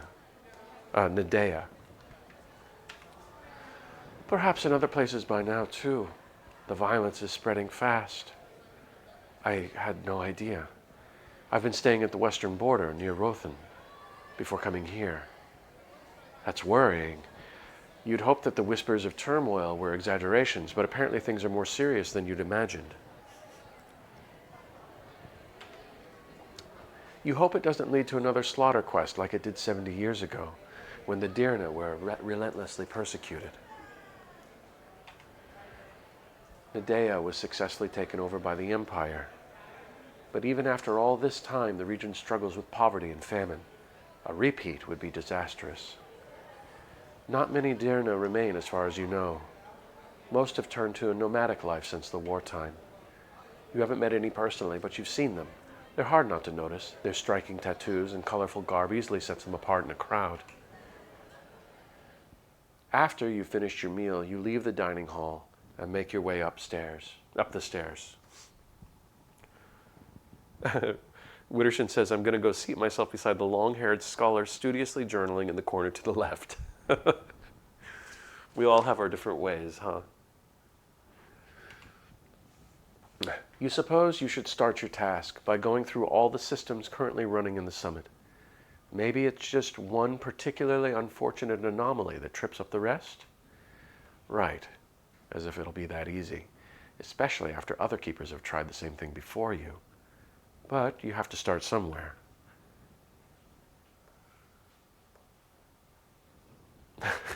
Wittershin says, so they would welcome the company, says Kai. So we can be socially uncomfortable together for no specific reason, says Lalix. They have pretty hair in a journal, yeah. Rex says, make a channel point reward that when redeemed, Wittershins reveals more Shin's lore. God, that's a bad idea. Bad idea. But who knows? And so, you set off to the second floor where the keeper's quarters are situated. The bigger the library, the more important the keeper's quarters. It's a place where all the magical sequences are gathered, and it serves as the main point all the other systems are connected to and powered through. For a library as big as the summit, you imagine it will also serve as an archive for all the systems the library has made use of.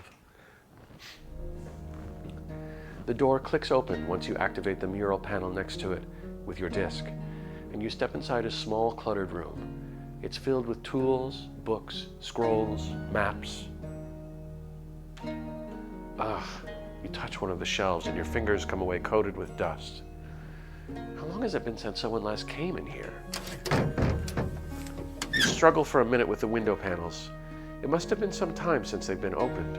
They're so closed shut that when you finally do pry them apart, they fly open with such force it makes you stumble a few steps back. Whew, okay. Let's see what we have here then. You sort through the various bookcase sections. They're not as unorganized as you'd feared, and it doesn't take long until you find what you're looking for.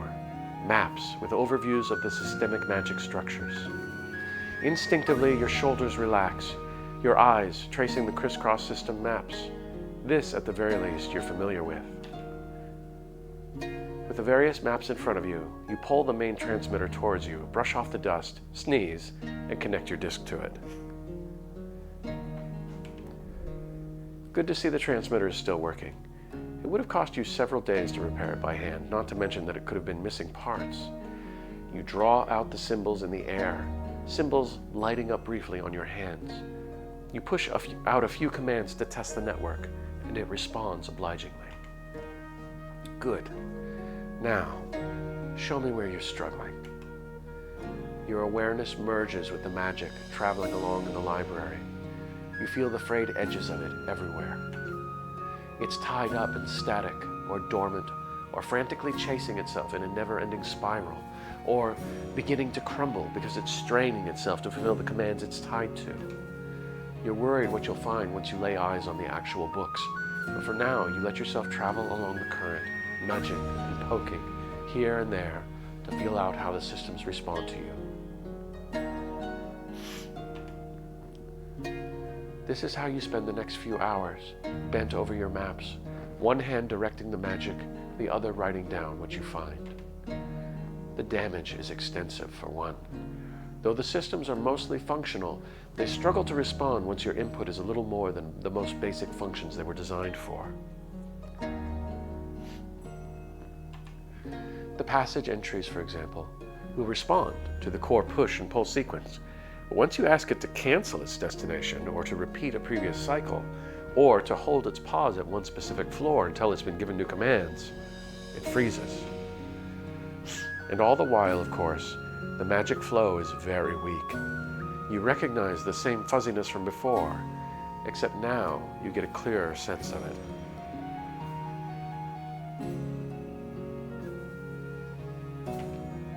It's brittle to the touch.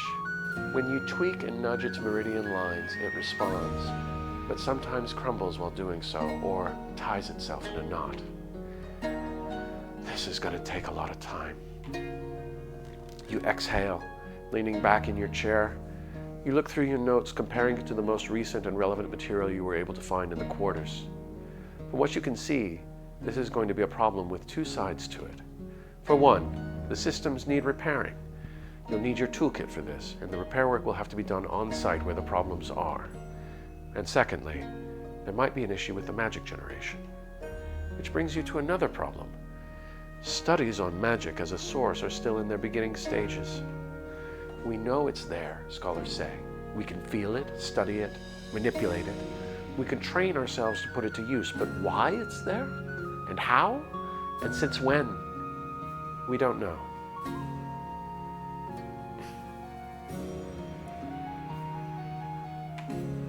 It's the whole reason the Accords keep magic strictly within the libraries. Better to keep it contained and try to understand it than unleashing unknown powers onto the larger populace, the Accords say. So, you're going to have to hit the books.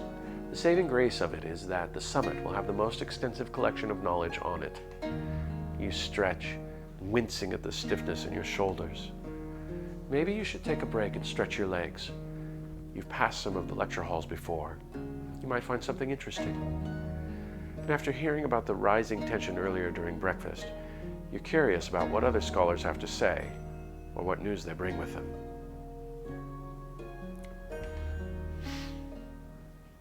You make it after the passage entry refuses to bring you any further than the second floor, and you have to use the stairs the last part of the way. But when you arrive, the lecture halls are empty. Guess you should come back some other time. Just as you turn around to leave, a soft melody beckons you. Curious, you walk in further and look around, and find Berit humming to herself while she's cleaning up several scattered books on the tables. She must have caught you standing in the doorway in the corner of her eye, though, because her gaze snaps up at you and her singing abruptly stops. Mister, I didn't see you there. Sorry for startling you. Not at all. Can I help you? I guess I'm too early for a lecture. Or too late? You gesture to the empty room. Ah, you were hoping to hear someone speak? If you go downstairs and request the schedule, they'll show you how to link it to your disk. Have you been able to find everything you need so far? I hope it's not too overwhelming. I told Ayers to check up on you often. While Barit speaks to you, she continues collecting the books, stacking them in a neat pile. Kai says you should check out the codex if you want to, Mr. Shins. You've unlocked a couple of faces. Oh, codex. Oh, let's look at the codex. People. We have, this is Barit, one of the High Librarians. She's been very kind to me ever since I got here. She doesn't look so well, though. I wonder if she ever gets enough sleep. We haven't spoken much yet, but it's clear that she's extremely busy. Did she say that there's less librarians than there used to be? Maybe that's why. She's 31.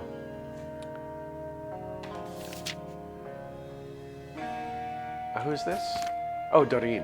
Oh, that's cool. I guess you can call them my colleague of sorts. They're incredibly clever, which is what I called them, and were a source of comfort and support for me during my early years of training. In fact, they were the one that arranged an invitation to the Accords after meeting me by chance at a library. We've worked together many times over the years. I'm sent out for the practical work while they remain behind and take care of the bureaucratic side of things. I've yet to defeat them in a game of set point. Very interesting. It's nice to have a face for Darim. And then we have Ayas, one of the lower librarians, who seems to have taken a dislike to me the moment we met. He really did. From what he said, he doesn't seem keen on keepers in general, though I'm not sure exactly why.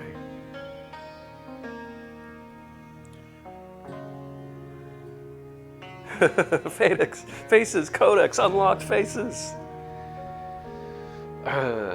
Since Barit is so busy, he's unfortunately been assigned to show me around for my first couple of days. Neither of us is happy about it.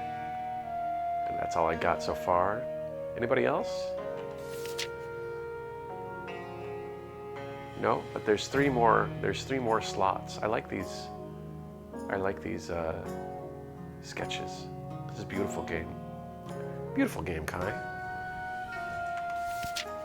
And there's places too. Oh, how handy. So I said I was from Geohead, so I'm way over here on the other side of the hills. How very cool.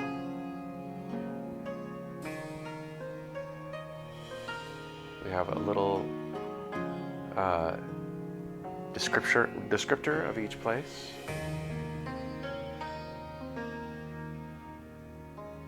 And we're here at the Summit Library. Awesome. Thanks for pointing that out. Oh, give me one sec. Wait, you can click? Did I miss something? I can click the faces?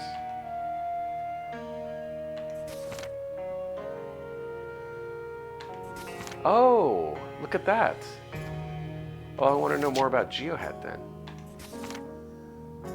Nestled within the heart of, oh, I don't know that word, Hills, you find the mines of Geohead. It is known to be a barren place, and those who reside there live a hard life. Though the mines are vast, they've been slowly drying up. Residents have no want for the few riches it provides, instead trading them for food and other supplies. Those prices keep getting higher. Growing up there as an orphan was difficult. Thinking back, the feeling I must remember was hunger. There was not much love or joy to be had, but the community was tight-knit in an effort to survive together. It's a closed-off place with its own ways, but I got out at a young enough age that most won't guess my origins to be there.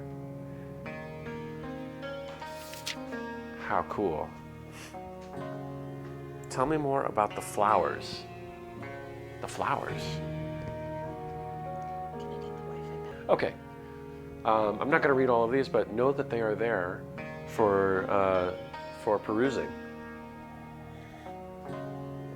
I don't know if I would have discovered that. Thank you, developer.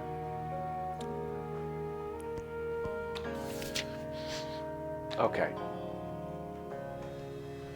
If lost, please return to Keeper Mister. While Barit speaks to you, she continues collecting the books, stacking them in a neat pile. Oh, no, I've been fine. Thank you for taking such good care of me. I've been spending time in the keeper's quarters trying to get a grasp of the situation. Actually, would you mind if I asked you some questions about the wayward magic? I'd be happy to, but... She holds up the books in her hands.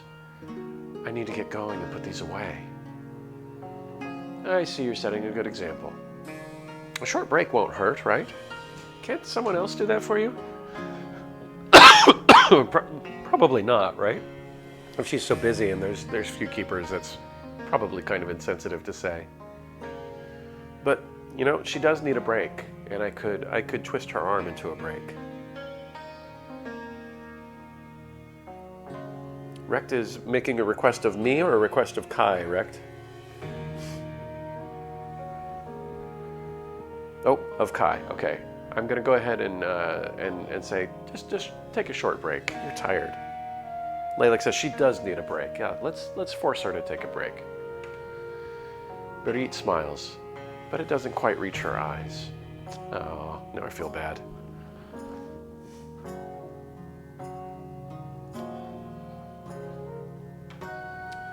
If only. There's always too much that needs doing.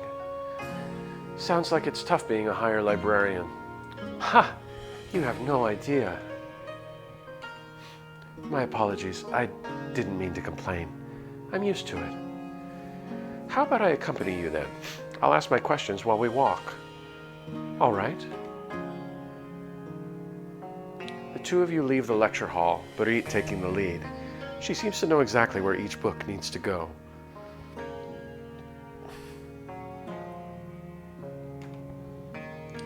So, when did all this madness start?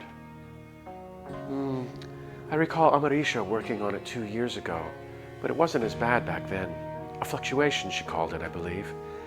No real big things that made the rest of us stop and wonder, at least. And, well, she probably kept pushing herself farther than would have been wise. She took great pride in her work. I can understand how she felt. I see someone else here feels that way too. Yeah. Barit seems to take great pride in her work. Let's comment on it. You meant it a compliment, but Barit gives you a strange smile. Damn it! Damn it, I keep walking into it, Barit.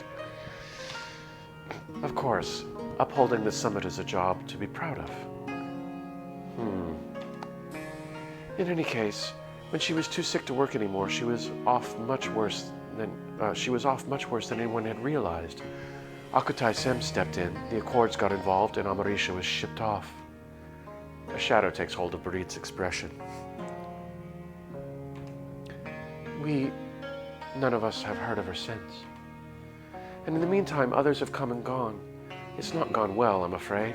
And when the Accords get involved, everything becomes so much more complicated. Barit sighs, shaking her head. The Accords work hard for our sake. It sounds like that's the company line, right? I'm not a fan of the Accords either, although I have to uphold them, don't I? I guess they're just doing what they have to do.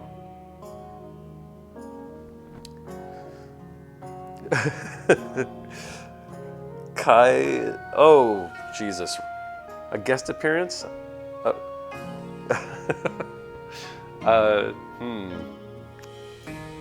I will stay out of that one. I guess they're just doing what they have to do. True, aren't we all? Bending down, Barit neatly pops another book back on its place among the shelves. All right, almost done. Now for the last part, we head up some stairs. Uh-oh. Are you okay? Just got up a little too fast. I'm fine. Is she, though? You look a little pale. Are you sure you're all... Uh-oh. Oh dear. You quickly grab her by the shoulder when she sways on her feet. As she does, some of the books she was holding spill to the floor with dull thuds. Stars, I'm so sorry. I just need a moment.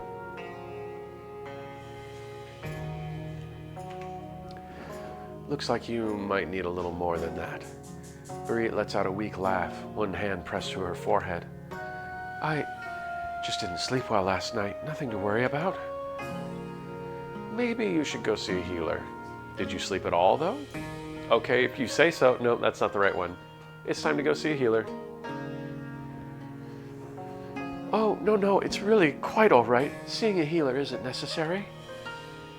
I insist. I can go get lithiasum right now if you'd like. You're very kind to worry about me. How about give me a moment of rest here? If I don't feel any better after that, I'll go see Lithias. All right. Then, at the very least, let me get you some water. You really don't look so good. Guide her to an armchair near a window, and though Barit weakly protests, you don't need to fetch her anything. She obediently sits down. I'll be right back. You hurry off to get some water from a nearby washroom and return to find Barit asleep.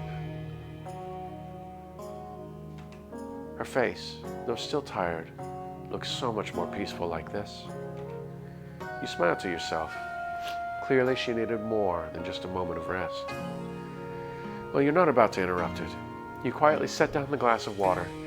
As you do, you eye the books that still need to be returned to their original spot. You pull out a pen and a scrap of paper and leave a note on Barit's lap for her to find when she wakes. I hope your sleep is restful. I'm taking care of the books. You look cute when you're sleeping. I'm on book duty. Sleeping on the job? I'll put the books away. Wittershin says, Snoozy Barit. Love this CG. Yes, it's beautiful. I like one of these two options. This is kind of forward. Aren't we still on professional terms? Are you? Am I? Are you? I feel like we are. I'm gonna take it slow with Barit. I'm gonna say I hope her sleep is restful. And take care of the books. You pick up the remaining books and, after checking what section they belong to, head up to the 4th floor of language and ancient literature. Though you're familiar with a variety of sorting and storing systems, you're nowhere near as practiced as Barit is. It takes you a little while to find where everything needs to go. While your eyes trail over the endless sea of spines and scroll cases, something unusual catches your eye. There's a few scrolls in Dirn here. The language of Nadea. You think back to the tense conversations you witnessed earlier today. You're not sure what moves you to take them with you. Curiosity, worry, fear. Or maybe it's the fact that they're so rare that makes your heart beat a little faster. Laylik says, I think you're way past that point, picking fights in staircases and aggressively flirting. Tisk, tisk. Yes, but is it my fault? It's not my fault. Yeah, I was just doing what you guys told me to do.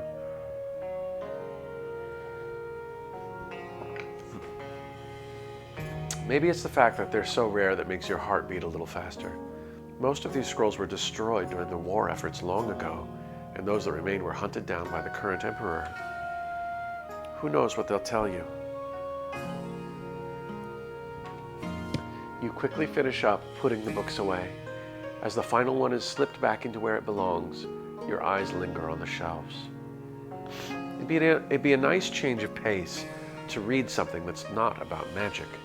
And this floor is a treasure trove filled with books on a variety of languages. Your eye lands on a book in Atun, the language of the desert people. The ancient language of tales from the past. That's very intriguing. Gearhit, the language of Geohet. Well, I'm from Geohet, so I probably know Gearhit.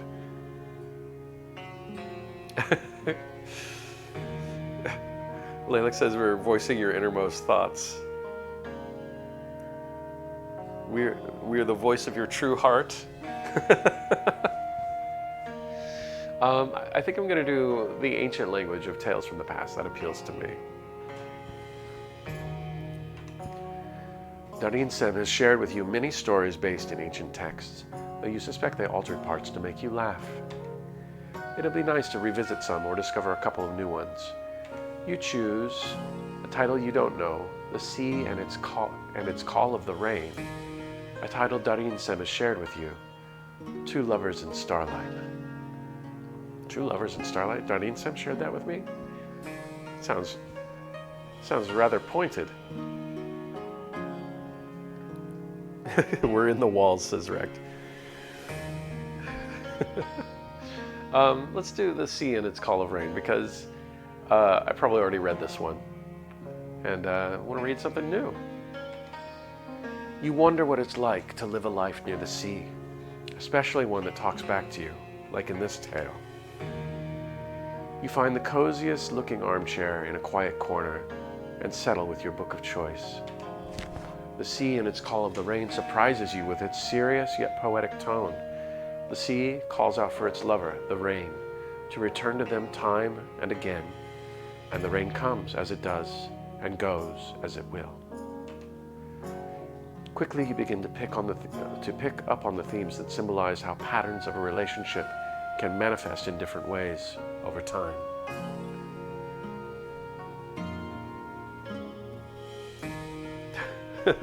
The telltale Rect. Dibs on the attic ceiling, says Lalux. Where is my journaling long-haired BF? I grew up.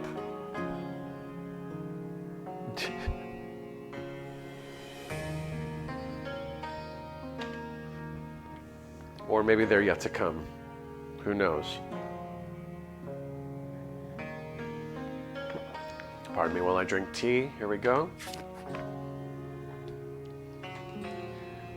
You read in peace for a while, and the hours pass by. It's quiet, so high up. The only other sounds are the soft murmur of scholars and librarians, pages being turned, distant mewls of cats. Cats? You look around you. Nothing. After a moment of deliberation, you snap your book shut and slowly walk along the bookcases. You didn't see any around here before. The sound beckons you out of the large common room, along a corridor, and there, on a square with the sunlight spilling in, you find not only a bunch of cats playing and begging for scritches, but someone you hadn't expected to run into. Ah, yes. Still not satisfied, are you? You need so many scritches, Look at this little guy. You're momentarily stunned into silence. If anything, you're most taken aback by Ayas's relaxed, beautiful smile. He seems familiar with all the cats, addressing and petting them in turns. He must have caught you out of the corner of his eye, however, because his head suddenly whips around to face you. Oh. Ayas quickly gets up, feigning to be unaffected by your presence. How long since you were standing there? Are these your cats? Of course not. They're the Summit's, or rather, they chose the Summit as their home. I see. Don't let me interrupt you. That was very cute. I have to say this one, because it's adorable, right? Well, I suppose the cats are cute, yes. Oh, I was talking about you? They really are. Have you been here long? Aren't they bothering the Summit's guests? No, cats can't be gone. Cats are useful creatures, right? Lalux and Wittershins. Baby, he one of the cats. Okay, what should I do here? Should I say he was cute? I feel like that's not our relationship. Ayas really is cat-coded, says Lalux. They're cute. Let's sidestep here. Give him pets. We're just gonna do this. As far as I know, they've always been here. There are areas we don't let them get into, but the Summit is aware of them. So, what are they called? Well, this spotted one is Arminius, this ginger kitty is Nickel, and the black one's called... Ayas introduces you to the cats. They blink back at you with bright, intelligent eyes. You crouch down to the cat's eye level. Two of them immediately trot over to you, drawn by their curiosity. Cats are pretty much at the top of the hierarchy of needs triangle. You're not a fan. Oh no, I'm a fan. You let out a soft gasp and one of them rubs against your leg. Can I pet them? Is that all right?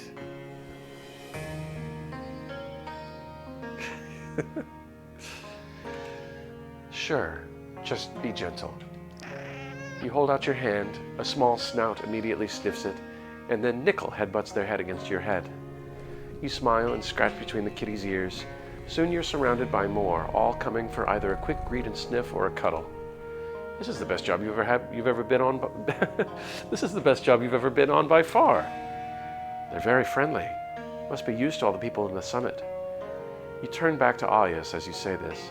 At this point, you spot the tomes in his hands. Are those records from the Accords? To your surprise, Ayas stiffens and grips the books a little tighter. These? Yes, they're records. Strange. I wouldn't expect administrative records to be kept outside of the Accord's main quarters. I wonder how they ended up here. Maybe they were misplaced. Maybe. Can I see them? I might know more. They're classified for librarian eyes only. Okay. And I'm a keeper, so I should be able to see those too, right? Ayas's body language screams discomfort. His shoulders are drawn up tense, his cheeks have a light flush, and he's looking everywhere other than you. Just as you're about to tell him he's acting real suspicious, he sighs. Fine, help yourself. Rex says, ping me if this river character shows up, playing Tomb Raider. Good luck, Rex. Excuse me, guys. He holds the books out to you. You take them, thumb rumming over the familiar insignia of the Accords branded on the spines. You briefly flip through some of them. As you suspected, they're records dating from 7 years ago. These particular ones are from the Vermilion branch, listing a budget for tools and equipment you don't recognize the names of. These should definitely be in the Accords' quarters. I can only wonder how they ended up here. Speaking of which, what were you doing with these? Nothing. I mean, really, nothing. I found them by chance. I thought they were interesting. That's all there is to it. It's a personal interest. You're telling me these dry admin records are your bedtime stories? Right. Just as your sinister magic crafts are yours. Sinister? Stars, is that why you've been so rude to me? Because you think Keeper's magic is evil? Don't act so innocent. I know that whatever you lot are doing, it's not all above board. What? What do you mean? A beat passes. Ayas is looking at you, really looking at you, probably for the first time. You're not sure he finds whatever he's searching for your face for, because he takes a step back and turns away from you. Just that the Accords aren't what they think you think they are. What does that mean? And on whose authority are you making those claims? You've never been taught how to think for yourself, have you? You just do as others say. Must be nice to have so much room in that head of yours. A rush of hot anger sparks through you. There's a vague awareness that Ayas is trying to distract you. But stars, damn it, it's working. That's not true? Yes, I'm sure they make you feel very special. That way they can distract you from thinking about what you really are. Nothing more than a speck of dust without meaning or consequence. Slap him. Take a deep breath. Cry. Snark back. Slapping him is over the line. Professional, remember? Professional. Laylick's fighting or flirting? The guy says claws are out. The makeup sex is gonna be fire. Widdershins? Widdershins, really. I can take a deep breath here. I feel like crying is not in it for me, but maybe snarking back.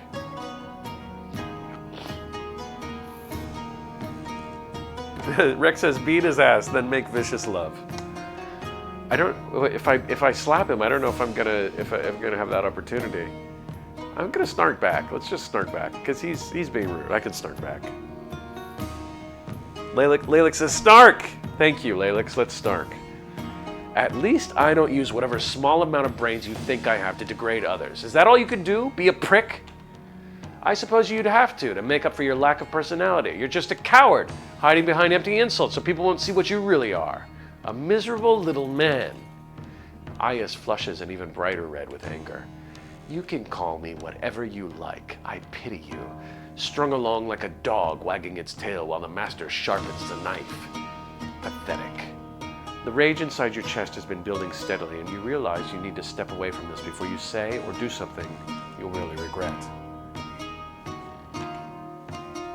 Biting back a retort, you spin on your heel and hurry off with the records in your arms. Ayas's words are still spinning in your head. Oh, and I just lost my screen suddenly. Hold on. My TV decided to shut off? That's interesting.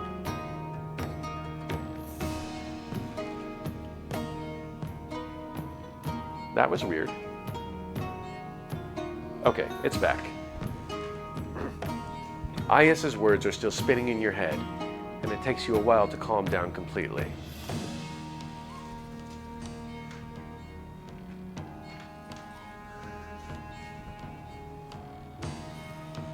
Wittershin says, such a little brat. Yes, indeed. For a while, you make a good effort at taking your mind off things by reading some more of the book you picked earlier. But as the hours pass until you make for bed, you can't help but look at the pile of records you took from Ayas every now and then. There's no excuse for his behavior, of course, but the way he spoke to you about magic, about the Accords, he seemed so sure. What he said was nonsense, but the look in his eyes didn't make it feel that way. You wish you knew what he was trying to find in those records.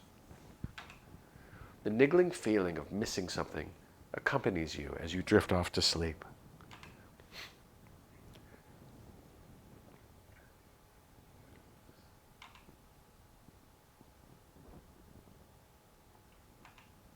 You don't see Ayas after that anymore, and that's fine with you. You focus on the task ahead and busy yourself with your work. This is how your first week at the library passes. Hours spent poring over maps in the keeper's quarters, consulting the summit's tomes on magical research, comparing the two, and reading. Well, reading and reading. Today is no different. You put down your stack of books and settle behind one of the large tables, taking out your paper and ink. Rex says he's definitely a bottom. Oh. Turnall's Treatise of Sequences, Volume 2, Fragments of the Mind, Revised, A Keeper's Compass, Library Maps, and Their Core Values. The material is endless, some of it familiar, some not. Soon you're immersed in the text. Today you're revisiting magical generation basics like core stabilization and flow interruption. For good measure, you've also pulled out books about the few cases on core depletion, systemical failures, and meridian defragmentation.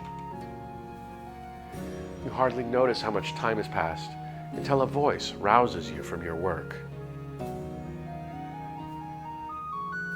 Kai says, I mean, he's good at following instructions if he wants to be.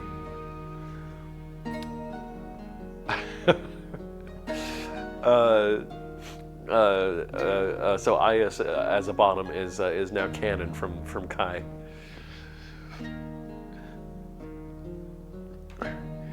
Well. So you're the one snatching up the books I mean to read? You look up, startled, and look right into the handsome face of a stranger. Their tone is light and a playful smile on their lips. Oh, I didn't know, sorry. Guess you'll have to wait your turn. What would you offer for them? Shins is 100% blushing. Okay, what am I doing here? I didn't know. If this was really me, I'd be like, oh, I didn't know, sorry. Here, take your books, Kai. Kai says, your boy is here, Wittershins. Okay. So, wrecked, this must be a river, I'm assuming. Okay, so this is what I would say. But I feel like there's going to be feelings about what we should say.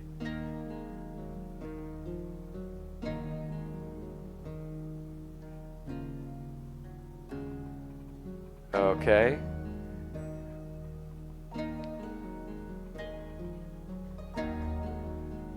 Rex says you know what they want. Wittershin says say what you want and then flirt. No, okay.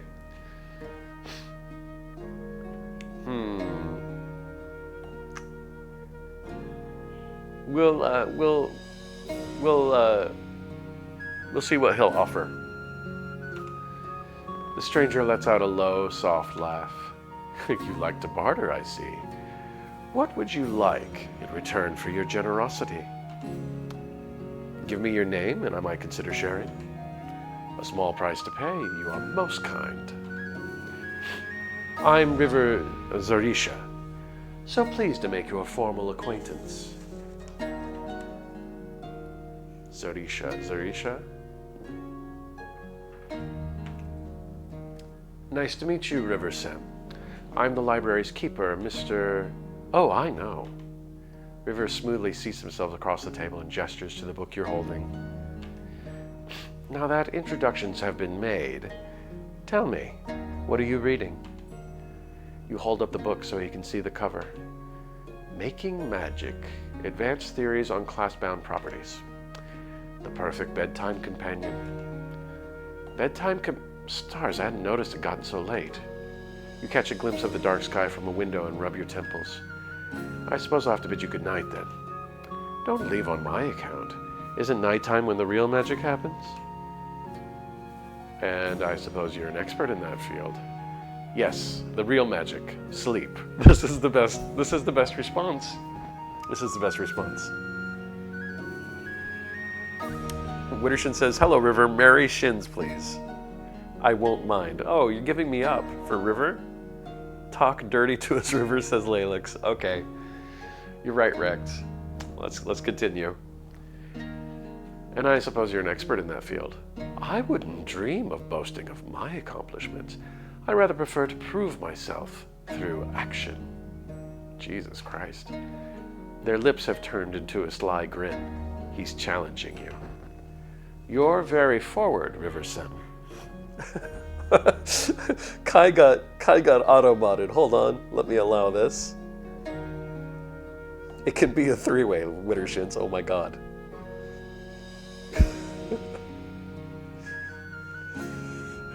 Sorry about getting auto-modded, Kai. We've auto-modded the developer. You're very forward, River Sem. If there's something I want, I won't hesitate to get it. And I must say, I'm rather curious about you. About me? And here I got the impression you already knew who I was. I know your name and place in the library, but I know little about keepers. You tend to be very tight-lipped about what you do. Maybe what you offer in return simply doesn't compare. River laughs. I've been humbled. Then won't you take pity on me? Not for free, of course. You may ask me anything you like in return, and I will answer truthfully. River's pose is relaxed, confident, and if you dare say, a little smug. They think they've already won, do they? Well, you doubt they'll ask you anything you couldn't tell them. No harm in humoring them a little.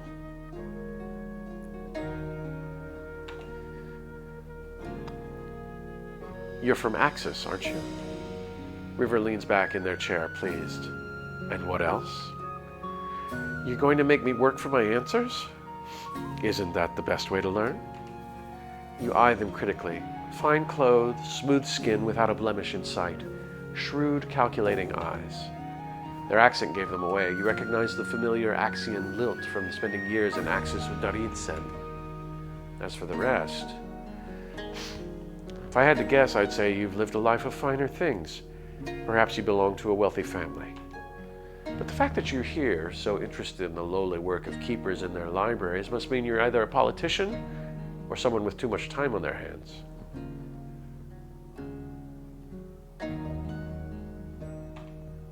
River smiles a razor-sharp smile, clasping their hands together on the table in front of them.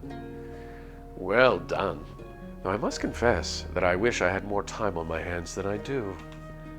Hey, don't think I'm done asking questions. I wouldn't dare presume. Now it's my turn, may I? All right, go ahead.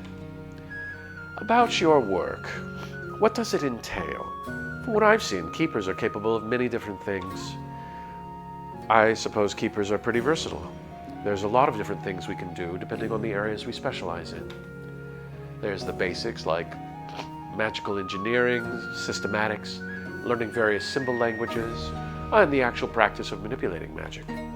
But it's a very study-heavy work. It takes many years to become skilled, and not everyone has the affinity for it. Most of us continue to further our field of research. That's why we work with the libraries. The last part is a white lie, but he won't know that. You're not about to divulge the inner workings of the Accords to a stranger. There are keepers that turn to different areas of study, though. Language, history, or politics. It's rare, but it happens. How fascinating. Politics, even. Is that something of interest to you? Yes, I'm very interested. No, I have no interest. I'm not sure yet. I'm interested in politics myself, so I'm going to say, yeah, I'm interested. River's eyes light up at your answer. I think we'll become fast friends indeed. Do you have ambitions of joining the ranks of court, River-sen? If I do, you'll support my cause, won't you? You snort. We'll see about that. I won't support a tyrant, no matter how good their crown may look on them. So what brings you to the summit aside from recruiting people for your political benefit? Knowledge is power, no? The more you know, the more you can do, like this magic of yours that the keepers study so carefully. I've been asking myself, how do keepers harness that power? What does it cost you to manipulate magical energy? And what are the limits of said feats? The way you've been questioning me almost makes me wonder if you have a wish to become a keeper yourself, River-sen. Who knows? Now, your answer? You don't believe he wants to be a keeper at all, but his interest piques your curiosity in return. For someone who isn't a scholar, they have an unusual interest in the specifics of your craft. You doubt that he hasn't already heard the answers to his questions. You've told him little more than what's understood as common knowledge. So then, what's his angle? Do they think they'll get something out of you because you're here by yourself, far removed from the Accords? I'm afraid that's something I can't answer in a sentence or two. Like I said, it takes years of training, but magic is also not yet fully understood. And what do you, as a keeper, think? Does magic have potential to be more than a warding spell in a book? That's not up to me. The Accords, do the Accords have a monopoly on magic? In a way, you suppose they do, but for good reason.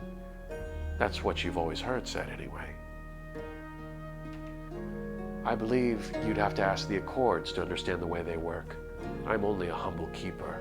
I don't dictate the ways of librarians. River simply gives you an unreadable smile. So I see. Thank you for indulging me tonight, Keeper Mister. I hope to speak to you again. You bid them good night, collect your things, and find your way back to your room. You want to stay up and read more, but the conversation with River took more of your time than you expected. It's late enough as it is. You turn in for a night's rest. All right, with that, I'm going to take a quick break. I think this might be a good time to hit another ad.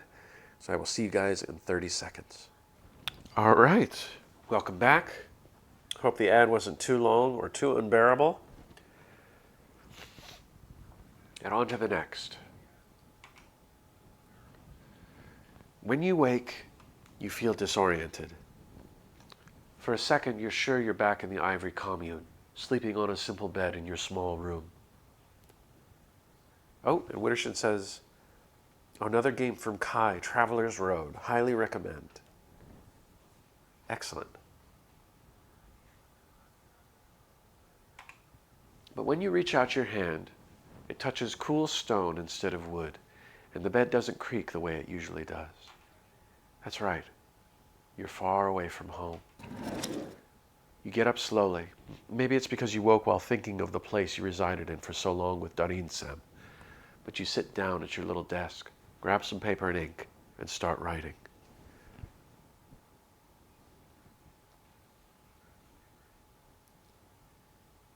Oh, and Wittershin says, Kai is special. They create games from scratch by themselves. Everything you see is their work. And Lalik says, oh wow, that's really impressive. And I agree, it is very impressive. Yes, Kai, we're making you blush. You deserve it. So we're writing to Darin-sen. Darin-sen, I've arrived safely at the summit and I'm working diligently on the request. It's an unusual problem, but I'm sure I'll find a way to deal with it. I miss you. What have you been working on lately?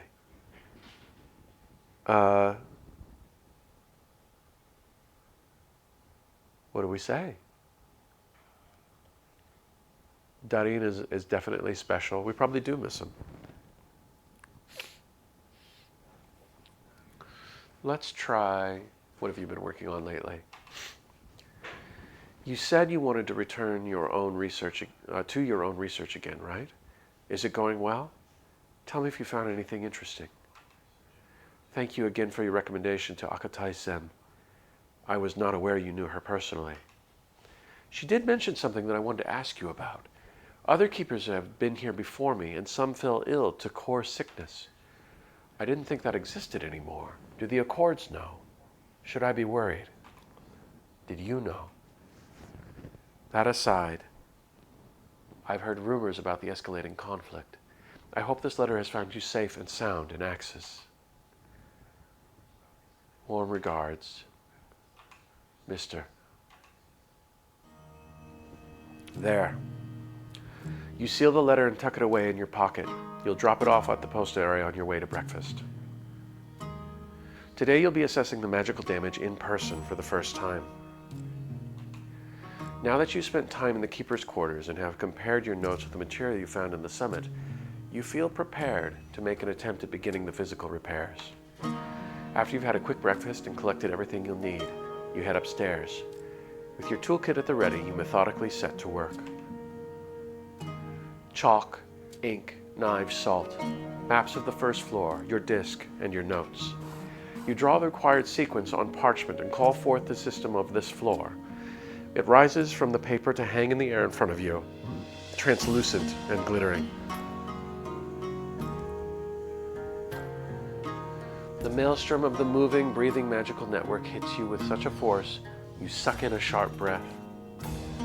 Concentrate now, follow the lines, find a congregation of magical unrest, and there it is, a swirling knot of tension. You follow the strained, worn-out strand. Over there, bookcase B2, you crouch in front of it, examining the book spines. You attempt to pull one off the shelves, except it doesn't give. You try another and another until your seventh attempt comes loose. The book itself does not open, however. Okay, right, a closed spiral. Let me try and unspool that for you. You place the book back and arrange your tools in front of you. With closed eyes, you let your focus drift until you're within the mess of threads in front of you. Unseeing, you move your ink brush across the parchment, the symbols burning in your mind. First, you focus on the book you just held in your hands. Breathe. Envision an open circle through which water flows. You draw the symbols, feel them light up along your hands, your arms. The book responds and you make the circle grow bigger and bigger until it swallows every book in the large, tall bookcase in front of you. Beads of sweat are forming on your forehead, your brows furrowed into a concentrated frown. If you go book by book, they'll be swallowed back into the broken system again. You have to pry it apart from the top and get all the books at once. Can't be too forceful. Steady hand, steady aim. Just a little bit, and a little bit more. That's it. There you go. You gently begin to coax the stream open and immediately and deftly set to weaving a new pathway for it to follow. magic coils and uncoils, tenses, and then settles. You usher it gently towards its new path, connect it to the rest of the existing pathways with supporting strands, and draw out a small ward for good measure. Given some time, the magic will flow naturally again, and the books will ease. There might remain the task of physically restoring the tomes in some cases, but this part is the most important. You exhale and open your eyes. You try a book and it slips easily off the shelf. Oh, and it easily slips off the shelf. You open it and it obliges. Smiling, you place it back on the shelf. One down and 3,000 more to go.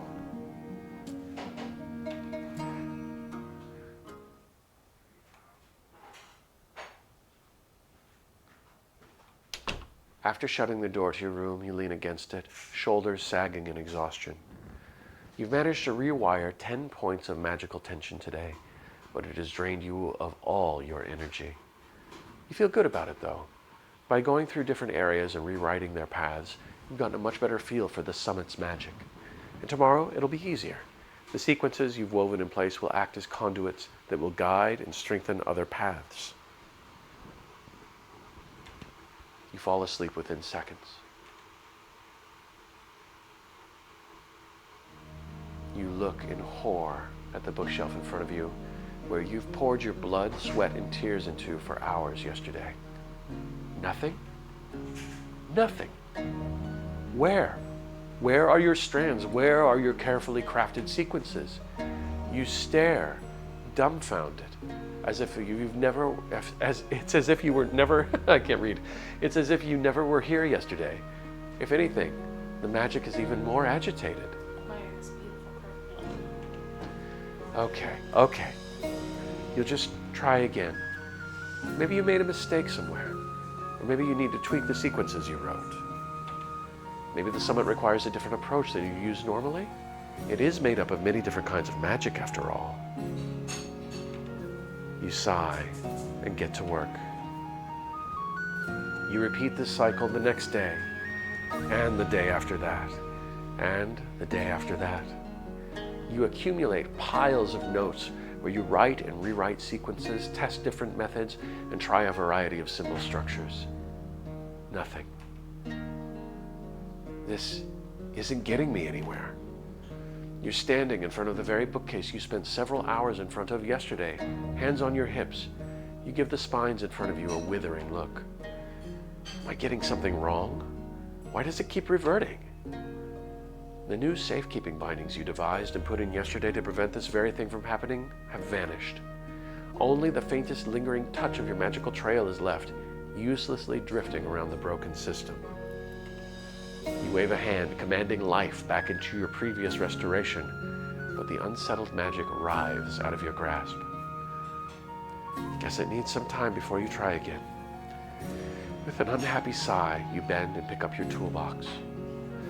Maybe I'll ask Duddy and Sim about this. They might know, or maybe they can send me some material on it. Musing to yourself, you run through your stack of notes. Huh? Wait, where's... You run through your papers again, slower this time. Your notes on bound properties are nowhere to be found. You sit for a second, frowning in thought. When was the last time that you had them in your hands? Maybe they got stuck in one of your books somewhere? You rummage through the books you have with you, but no. Actually, where'd my copy of Making Magic go? You close your eyes and try to retrace your steps. Lilac says the plot thickens. Yes, indeed. You definitely didn't use it yesterday. But maybe the day before that, or... The last time you remember clearly holding it in your hands is when you spoke with River. Damn it. You've been working on a property-bound sequence string and you really hate to have to do all the work all over again. Did River take the book along with your notes? They were awfully interested in your work, and they did say they were waiting to read Making Magic as well. You suppose paying a quick visit to River's room would be the fastest way to clear things up. You gather your things and are about to make your way over to the guest wing when you realize, I don't know where they're staying. Oh, excuse me. Oh, Keeper Sem, how can I help you? So I'm looking for someone, a visitor currently staying in a guest room, but I don't know which one. It's River Zerisha? I am terribly sorry, but I can't give out their personal information without their consent. Drat. You'd hoped being the summit's keeper would grant you access to that kind of information, but apparently not. It's really important, I promise. I lost my notes and they... Oh, did you lose something? I recommend visiting the front desk at the entrance hallway and filing a lost item. Based on your experience, this doesn't bode well. And how quickly does the front desk process lost item files? I'd say a couple of weeks at the least. The summit is a big place with many visitors after all. You groan. Just your luck. Then, if that's all, Keeper said, there's a number of excuses you could come up with to try and get River's room number somehow, but that'd be overstepping boundaries. You thank the librarian, resolving to keep a better eye on your things, and find your way to the front desk. Fortune has it, Ayas isn't the one behind the counter this time, thanks Sky and Stars. Good morning, Keeper Sem. How can I help you? I'd like to file a lost item, please. And actually, could you send a message to one of the guests currently staying here? Of course. Please provide me the details of your lost possession as well as your letter. You scrawl a quick note for River while the librarian drafts up a lost item form. I lost something. I think you have it. I enjoyed our meeting the other day. I'd like to talk to you again. Fate might be so kind to give me another chance encounter with you, but...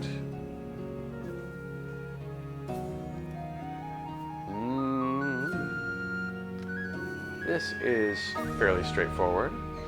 This is flirtatious. As Rect has said, we know what they want. But let's keep it short and to the point, shall we? Wittershin says the thick flottens. Laylick says you catch more flies with honey, just saying. Okay. Let's try this. If you're at all inclined, please let me know where you're staying. I believe you might have something I lost as well. Keeper, Mr. Thank you very much. Akle Shinsem, while you're here, there's mail for you, 2 letters. You take them from the librarian. You recognize the handwriting on the first one you see right away. It's from Darin-sen. You open the letter immediately as nervous anticipation swells within you. My dear Mr., I am glad to receive word that you're safe and sound in the summit. I know you'll do well. Akutai is an old friend of mine, and though she may seem stern to you, I assure you she is incredibly intelligent and dedicated to her work. It also makes her a real pain in the neck to work with, but don't tell her I said that. As to your questions about the core sickness, yes, it's true. As you can imagine, the Accords have been reluctant to send keepers to the summit after a few disastrous cases. Rest assured that they are aware and that all afflicted keepers are being cared for. I apologize. I must confess I knew what I was sending you out to do. Be angry with me if you will, but know that my words were bound and I could not speak of it to you before. Please, trust me when I say that whatever happens, you'll be safest where you are now. You recall correctly, I've returned to some personal work after some time, though I haven't made much progress yet. If I find anything of note, you'll be the first to know. Keep sending me letters, and let me know if I can ever be of aid. Warmly, Darin. It's good to hear that the keepers who fell ill are being taken care of, but the fact that you were kept in the dark about it still nags at you a little. That, as well as the fact that Darin-sen knew and deliberately chose not to tell you, even when they know where you were being sent off to. They're cryptic as always, safest where you are now. Are they talking about the escalating conflict? You can't stay mad at them for long. They must have had their reasons. Their work does revolve around a lot of secrecy after all. Kai says that's what they think anyway. That we're safest there? Le gasp, says Lalix. Oh, okay, oh, we're safest there. Curiouser and curiouser. You wonder what it is exactly that Darin Sem is researching. You guess you'll just have to wait until they tell you. If anything, you're glad they have the time for it again. The Accords have been working them like crazy lately. You carefully put Darin Sem's letter away and open the other note. You met with elegant cursive handwriting on thick cream-colored paper. And is that perfumed water? It seems you've lost something, dear mister. I'm sure you'll be looking for it soon, so come find me when you are. I'm staying in room 3017, River. So, they do have your notes. And better yet, they're kind enough to let you know. That's going to save you several days at least. Caught up in your excitement, you're already halfway to River's room when you remember you didn't tell the librarian to discard your note to River. Oh well, River's smart. He'll understand wires were crossed. Excuse me while I take a sip of tea here.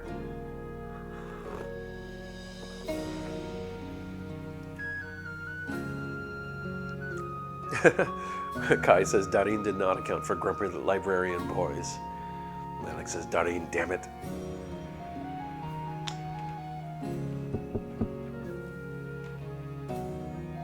Come in, it's not locked. You turn the handle and... What the hell?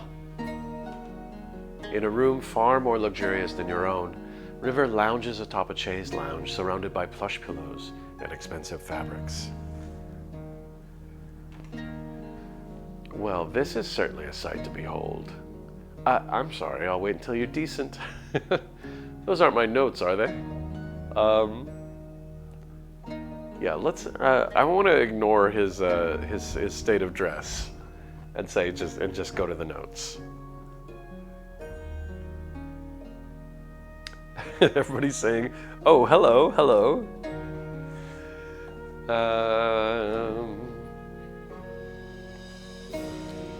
I don't want to be prudish. I mean, he's just got half a shirt on. It's not a big deal, right?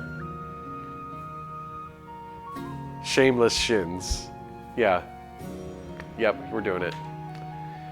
River raises an eyebrow and puts their documents away on a side table. My, I seem to have made a poor impression on you.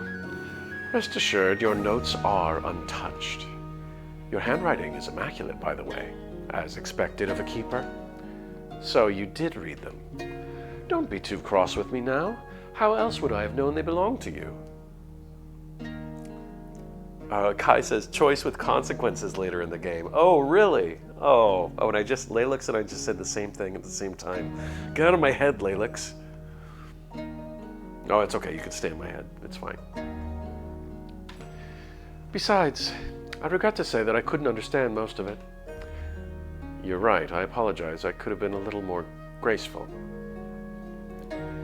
River waves his hand while he rearranges his clothes. No need. I can understand the anxiety of losing something important. You breathe a sigh of relief as River hands you the copy of Making Magic. True to River's word, it still has your notes inside. Thank you for letting me know you found this. That was kind of you. Don't be fooled, dear keeper. I do not extend my kindness for no reason. Aha, I should have expected as much.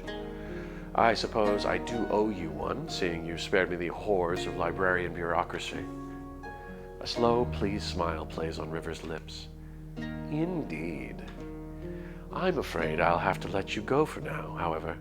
Against my best wishes, my works keep me rather busy. In that case, I'm sorry to have disturbed you. I'll leave you to your work. Thank you again.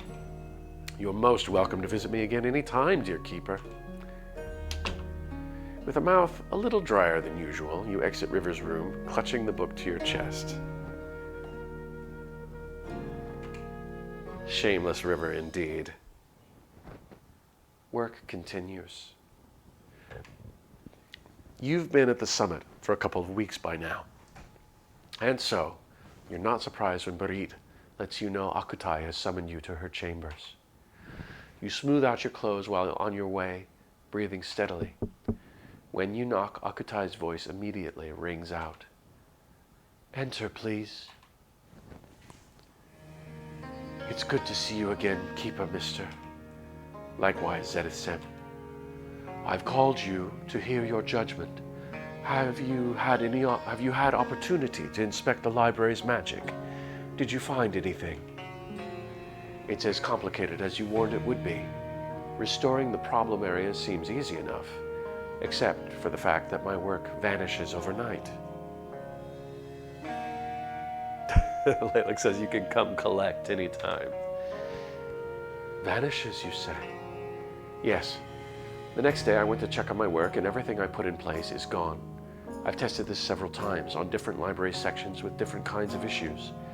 I've consulted many theories and workbooks, but I haven't been able to make sense of it so far.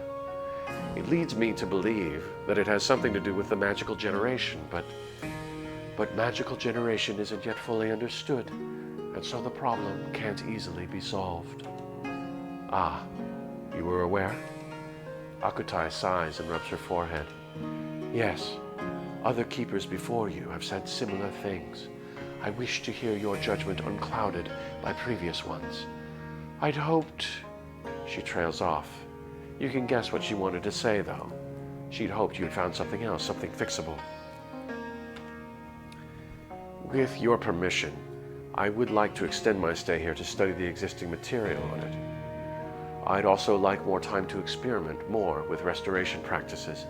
There must be something we're missing. You are most welcome to stay, Keeper, mister. I appreciate your effort thus far. If there's anything you need of me or the summit, please do say so.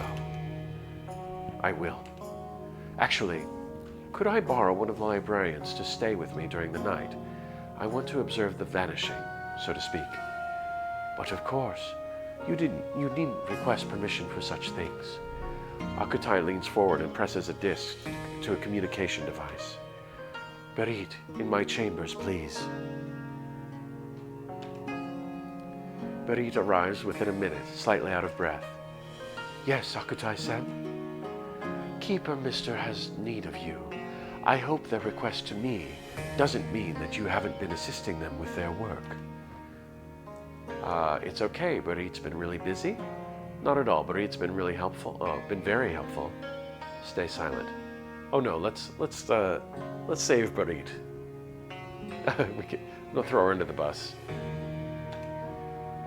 That's a lie. Aside from your first day, you've barely seen Berit during your work here so far, your chance encounter in the lecture hall aside. Then again, you also haven't sought her out. Berit gives you a grateful smile, and you can see the relief on her face. That is good to hear. Then you may be on your way, both of you. I must get back to my work. You and Berit nod, bowing your heads in goodbye, and step out of the room. Thank you for saying that, mister. Akutai-san would have been upset with me if she knew I'd neglected you as I have. Don't worry about it. I can see how busy you are. I can't deny that, but still, I should have done better. I sincerely apologize, and hope you make use of me in the future for whatever you may need. For whatever I may need, hmm? No need for an apology. Apology accepted. There's really no need. She is very busy, and what's she gonna do? I haven't asked for her. For whatever I may need. Hmm? I think this is gonna embarrass her. She doesn't seem like the type to be receptive to these kinds of come-ons. No need for an apology? Let's just say no need for an apology. No. What everyone in the chat wants this though, so I could do this. Decisions. No need for an apology. You've done nothing wrong, not in my eyes at least. There are many librarians I could have approached had I needed anything. Layla says no, she's not River. We're all pushing me towards River, huh?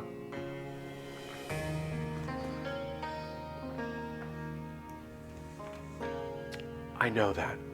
It's more about, well, never mind. What was your request? I'm more than happy to assist you. So I'd like to supervise a few library areas overnight to make sure that my magic is working correctly. It'll be boring work, but I'd appreciate it if someone else could help me make sure I don't fall asleep. Naturally, of course I'll be there. Well, I'm about to head downstairs. I was in the middle of something when Akutai called for me, so... Right, I suppose I should head down too. With Zedithsim's permission, I want to send a few letters to request some additional supplies. But when you follow Barit to the stairs, there's a strange sensation in your head. For a moment, your vision is swimming, and you stumble against the wall to find support. Lilac says, as in, River would have responded well to the first flirt option. I see, yes. Whoa, easy there, are you all right? Barit's steady arms easily catch your weight. I'm sorry. I must have slept poorly last night. We seem to be falling into each other's arms a lot, aren't we? Who's flirting now, huh? Why don't you get some rest today? Shall I escort you to your room? No, I'm all right. Maybe this is all getting to you more than you thought. You'll make sure to get a good night's rest today, and then you'll... Barit-sem, we need you at the gates, quick, there's someone... What's going on? There's a stranger bleeding at the door, I'm on my way. Mister, terribly sorry, I must go on ahead. Nenman, please see to it that Mister is all right. And she immediately dashes off. Barit-sem! Nedman looks torn between following his superior and staying with you, but then dutifully offers you his shoulder to lean against. I'm all right, Nedman. Just felt a little dizzy. What in the world is going on? Someone's bleeding at the gates? I don't know exactly, but everyone is panicking, and Nira told me to go get Barit-sem. Weren't there any other high librarians nearby? Well, that is, Barit-sem has a special position in the summit. A special position? I guess you could say she's kind of like a second in command, right after Akutai-sen. Oh, you had no idea. I thought Barit was just a higher librarian. Well, I really shouldn't say too much about this. Convince him to tell you? Leave it be. No, you already said something. A mystery like this? No way you're going to let that be. Can you really not tell me? I'm part of the summit now too, right? I guess that's true. It's just a bit of a sensitive topic. Don't tell Barit-sem or Akutai-sem I said this, okay? Promise I won't. So, actually, Akutai-sem and Barit-sem are related, you see? And working with a family as large as theirs can be kind of difficult sometimes. The whole family is involved with the libraries? I don't know everything, but there's been a lot of fights with with Cyril Zedithsim. Interesting. You know of Cyril-sem, of course, but hadn't stopped to think about his and Akutai-sem's matching last names. And you had no idea that Barit would be related to either of them. You also really want to ask about that slip of the tongue, but right now there's something more important. Thanks for telling me, Nenman. Now let's go down and see what all this commotion is about. You quickly head down the stairs, not leaving it up to chance with the passage entries. The whole building is buzzing with curiosity and anxiety. More people are heading down to view the spectacle at the gates themselves. You follow the stream of curious scholars to the entrance and push through the mass of people, nervously hovering a short distance from something you've never expected to see. Stepping forward, you're faced with Adirna, pleading with Barit. They're clutching something in their arms. And oh stars, they're covered in blood. Please, I've come so far. I need these scrolls. You must have someone here that can... Barit looks bewildered, but is making a good effort at calming the situation down. Lilac says, family business. Ayas is there too, directing the crowd away from the spectacle. The situation is under control, dear guest. Please follow me inside. You briefly make eye contact while you step towards Barit. Ayas' expression is unreadable, But even if he wanted to stop you, he couldn't. He's too busy trying to control the crowd. What's going on? Who is... The stranger's gaze locks onto yours. You. You're the one I've been looking for. Me? What do you... They shrug off Barit's hands and turn to you. You must help me, I beg you. The Dirna sways on their feet. Now that you can take a closer look at them, you see that along with the blood, they're filthy all over, their cloak tattered at the edges. The desperation in their eyes reminds you a little of the life you lived many years ago. Whoa, don't strain yourself now. Let's get these injuries looked at first, all right? Up we go, easy now. No, this can't wait, I have to talk to you. Help them get up, take a step back in fear, let Barit handle it. Let's help them up. Whatever it is they need, getting some first aid is going to be at the top of that list. Here, lean on me, you're hurt. Once you've rested, we can see what I can do for you, okay? This seems to calm them a little, if only slightly. They cease their struggle against Barit and let you help them up. As you do, you get a better look at them. They're holding a bow staff, which they've been heavily leaning on for support. Under all the dirt and grime, their clothes are vibrant and colorful, as Dirna garb tends to be. Stars and skies. Well, Luthias will be here any moment. What happened to you? What's your name? My name is Yakyar. I've come through these mountains to ask for help. My people, they... What's happening? Alias ran into my office saying there's a... Luthias, please take care of them for now. They're just about to collapse in our arms. Of course, this way, please. And just as your shoulders relax a little, shouts of surprise alert you to the outside of where, the opposite side of where Yakyar made their entrance. What in the world? The black armor is unmistakable.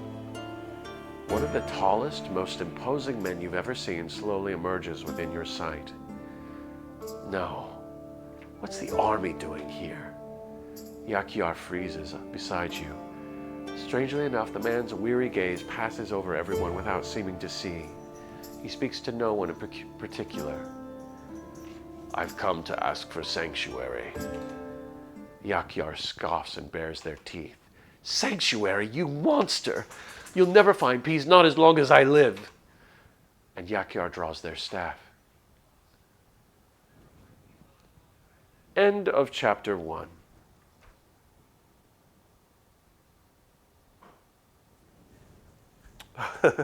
Kai says, ooh, good, the Tsar voice. Is that who that guy was? So we're at the end of chapter 1.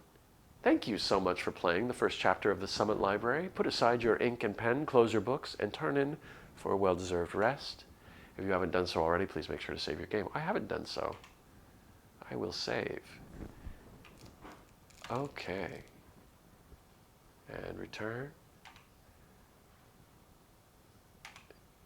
Be safe, be well, and see you again soon. Kai says, woo, well done, Mr. Shins. Thank you, Kai. Thank you, Kai, for sharing this with us. This has been an absolute pleasure. And now, so I'm going to go ahead and do, I think we can, let's see, how much time do we have? We have an ad that starts in 40 minutes. I'm going to go ahead and run one more ad to give us a little more time. And then I'm going to get Kai in the Discord. Laylik says, we're living on the edge. I save every choice. I totally was living. I just forgot because I was so into it. So we're going to get Kai on the Discord after a brief break here. And we're going to ask Kai all sorts of invasive personal questions and hope that they answer them. So we're going to go ahead and run that. So I'll see you guys in 30 seconds. And Kai, I will give you a call. Hello, hello. Hello, hello. Hi. Hi. So I think we just came back. So we are back. I'm just gonna kind of futz with the levels here. Of course. So I think the music might be a little loud.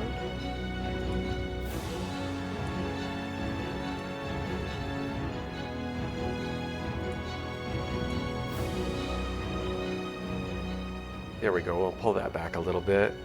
And, so Kai, can I have you introduce yourself? Oh, yes, of course. So, hello, I'm Kai or QQ from QQ Studios. I am a solo indie dev. I draw, I write, and I like cats a lot. Draw, you write, and you like cats. Excellent. So welcome, Kai. I'm really excited. You are my second interview ever. Yeah. And I'm so pleased that you shared this lovely chapter with us. This lovely game. Well, thank you so much for playing. Oh. I really loved. I really loved the interview you did with Witches. I thought it was so nice. Oh, good. I'm glad. Yeah, and that was my first one. So hopefully this one will be better. We'll see. Even better. And Rect is in the chat. Rect says hello. Hello. Hi. Laylik says cats are awesome. Hi, Kai. So Hello. I'm just going to jump right in here. When do we get chapter 2? So the idea is somewhere next year, but I'm in the middle of writing, so I've no idea when exactly that will be. Because as always, more work pops up as I write. But yeah, hopefully somewhere next year. That's the idea. So I'm kind of like it was mentioned in the chat. I think Wittershen's mentioned that you do everything yourself, right? I do. Yeah. So, yeah. What is that? I mean, do you collaborate with anybody? Or is this is all on your own? Yeah, it's it's all me. Except for making the music and making the SFX. I have zero music skills. I do not do that. I do the sound design, but I don't make the sounds. But yeah, the everything else you see, that's all me. That's all but, you.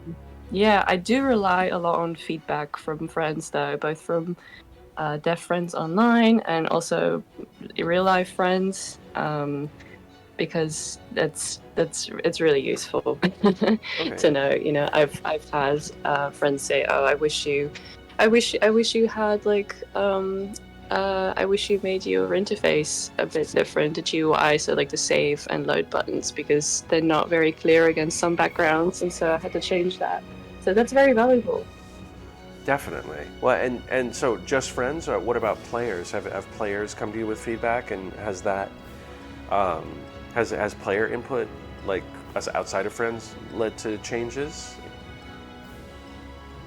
So far not yet. Okay. Far not yet. I've gotten lovely feedback just from players leaving comments or sending in asks on or retweets or anything on social media. But so far, no request to change anything. So that's good. That is great. Well, yeah, and honestly, having played through this first chapter, I can't think of a thing that I would change either. It's thank you. So full disclosure. So normally when I play a VN, I go in cold. But I took one look at this and I was like, I can't do this cold. so I sped through the game, and when I got to the end, I didn't realize that it was just one chapter. And oh no, I'm so sorry. Wittershen's heard me hitting the desk. I was like, no, because I was so into it. That's great to hear. Thank you. It really is engaging.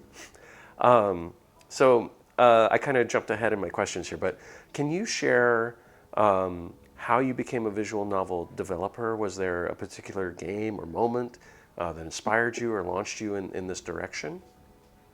Yeah, absolutely.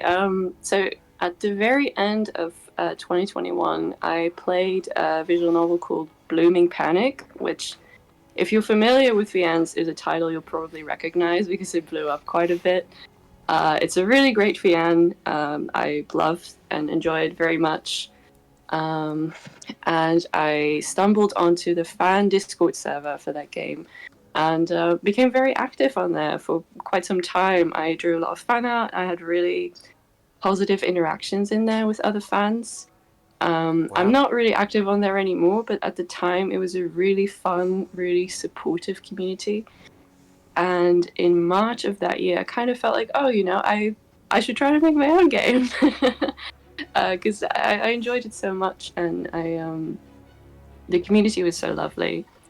And so I did. I made the demo for Travelers Road, which was my first VN around March for Nanarino, and I think in June I finished the game for another jam, for the Otama Jam, and I loved it.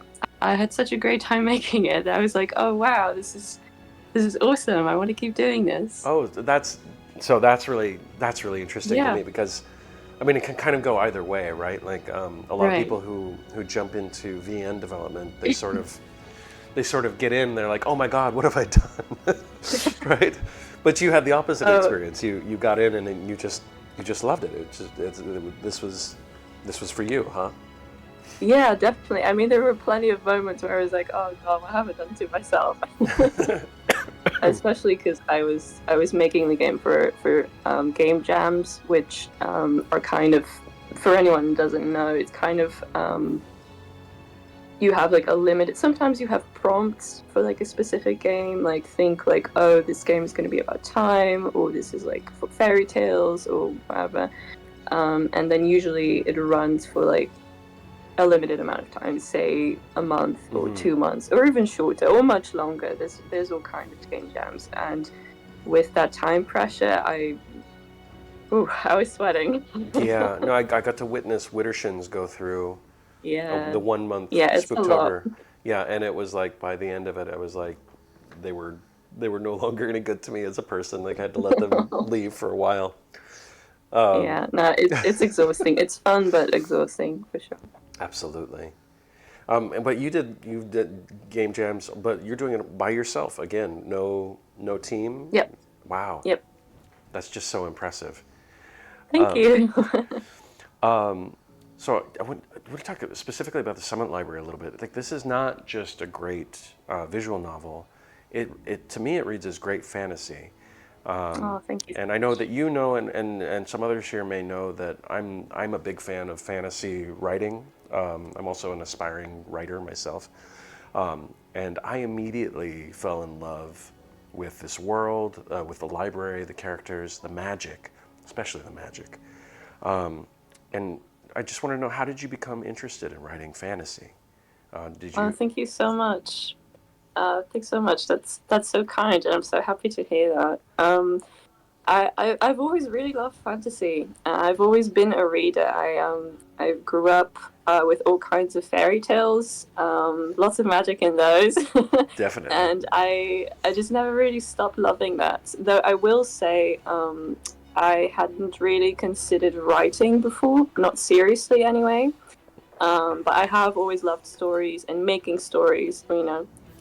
Coming up with stories. So really, it was kind of like when I started Travelers Road, that first VN, I was kind of like, well, I guess I'm going to be the one writing it. Because you're doing everything, so Yeah. you've got to do it. And your writing is so evocative, descriptive, Oh, and it's obvious that you put a lot of effort and time into the systems of magic that exist. Do you have any? Are there any influences that you could share, or any authors of books that maybe inspired you as a writer? yeah, absolutely. So Ursula Le Guin is my favorite writer of all time, probably. Wonderful. Oh, isn't she Yeah, lovely? yeah, The Wizard of Earthsea is so good. So good. All of Really, those books, man. I Earthsea. know, I know. I really love the fourth one. The one that's about. Oh, I forgot her name right now, but it focuses on her, and they're like older, and like they're kind of in their twilight Oh, years. They yeah, come that's together. right. Oh man, great Yeah, pick. Uh, no, it's great. Her writing is really wonderful in general. As for Definitely. like a bit more, because she is unfortunately she passed away a couple of years ago. So sort of Yes. contemporary writers that I really love, N.K. Jemisin, the Broken Earth trilogies Oh, is a fantastic series. I've read Uh, the first one of that. oh, have you? Yeah, I haven't Oh, gotten. I then made a right turn and got into Martha Wells, and so I haven't come back yet, but I will go back. Martha Wells is a great also. I really enjoy her work. Other fantasy writers. I also really enjoy Suri Tasha. And I recently found Travis Baldry, who writes really cozy kind of fantasy stories. So Wonderful. yeah, lots of inspiration to draw from. For those of you who might be interested in reading fantasy that are watching, um, yeah, I definitely a thumbs up for N.K. Jemisin. Really interesting and just unique world building. Absolutely, yeah, And of course Ursula K. Le Guin, like a giant. She's a giant in the fantasy world. yeah. Wow, wonderful. So the Summit Library, like I was saying, it's so intricate. So how did you like what was your like? How did you go about creating that world? Are there any real world influences or historical periods that inspired you? Oh, that was a lot of work. So for me, there are kind of a couple of big categories of questions to ask that can then lead to sub questions. So, for example, you have a big category like culture. So, to me, that kind of leads to language, religion, values, architecture, art, and so on. So you kind of start to think about, okay, at least in my case, I have a whole empire that's then divided into regions. So each of them are likely to. Oh, did I lose you there for a Uh, second? Sorry, you said likely right. to. Oh, so sorry. Every region is likely to have different ideas of culture. So different languages, different values, different art, and so on. Another example is the physical geology to consider. So, is a region cold? Is it warm? Is the soil fertile? What does that mean for how people dress, talk, get their food, trade, and so on? So, these kind of details aren't all equally important to the plot of the game, I'd say, and sometimes they're not even talked about at all. But for me, while I write, it's really helpful to know, or at least have kind of a vague idea of it. Because if there is a situation in the story where it does call for those details, I have a foundation in place to work from. Wittershin Um, says important in shaping a world, though. yes, yeah, absolutely. So, you asked real world influences or historical periods. Yeah, yeah. Not really any specific historical period, I'd say, but when I started this project, the Great Library of Alexandria in ancient Egypt was on my mind a lot. Oh, Because this place had such grand ambitions. They wanted to collect all the knowledge of the world in one place. Imagine that. I know. It's such a and shame that it um, burned, eh? Yeah, but Yeah. so interestingly, I found that though it's true that part of the library was destroyed in a fire, its influence actually dwindled over time, largely because of lack of funding and support. And so it's like, oh, that's really Oh. really interesting. I want to run with that, and so yeah, some foreshadowing there. Oh no. but, The but library is no, losing funding. but no direct specific historical influences. Well, it's It's all interesting fantasy. how, well, especially here in the U.S., we are always fighting this fight for, Right. you know, funding our libraries, for funding public education, for the Hmm. preserving the past. So Yeah. it's very relevant. So for that world building, I just kind of like, so you start with the culture, and just ask questions and build out from there. That seems like an enormous task to me because this world Yeah, seems to stand alone. Like it feels real and it stands on its own 2 feet. And I really, yeah, I really applaud the work that you've done here in building this world. thank It you. feels really great. Great fantasy. It's just great. Thank you so much. No, thank you.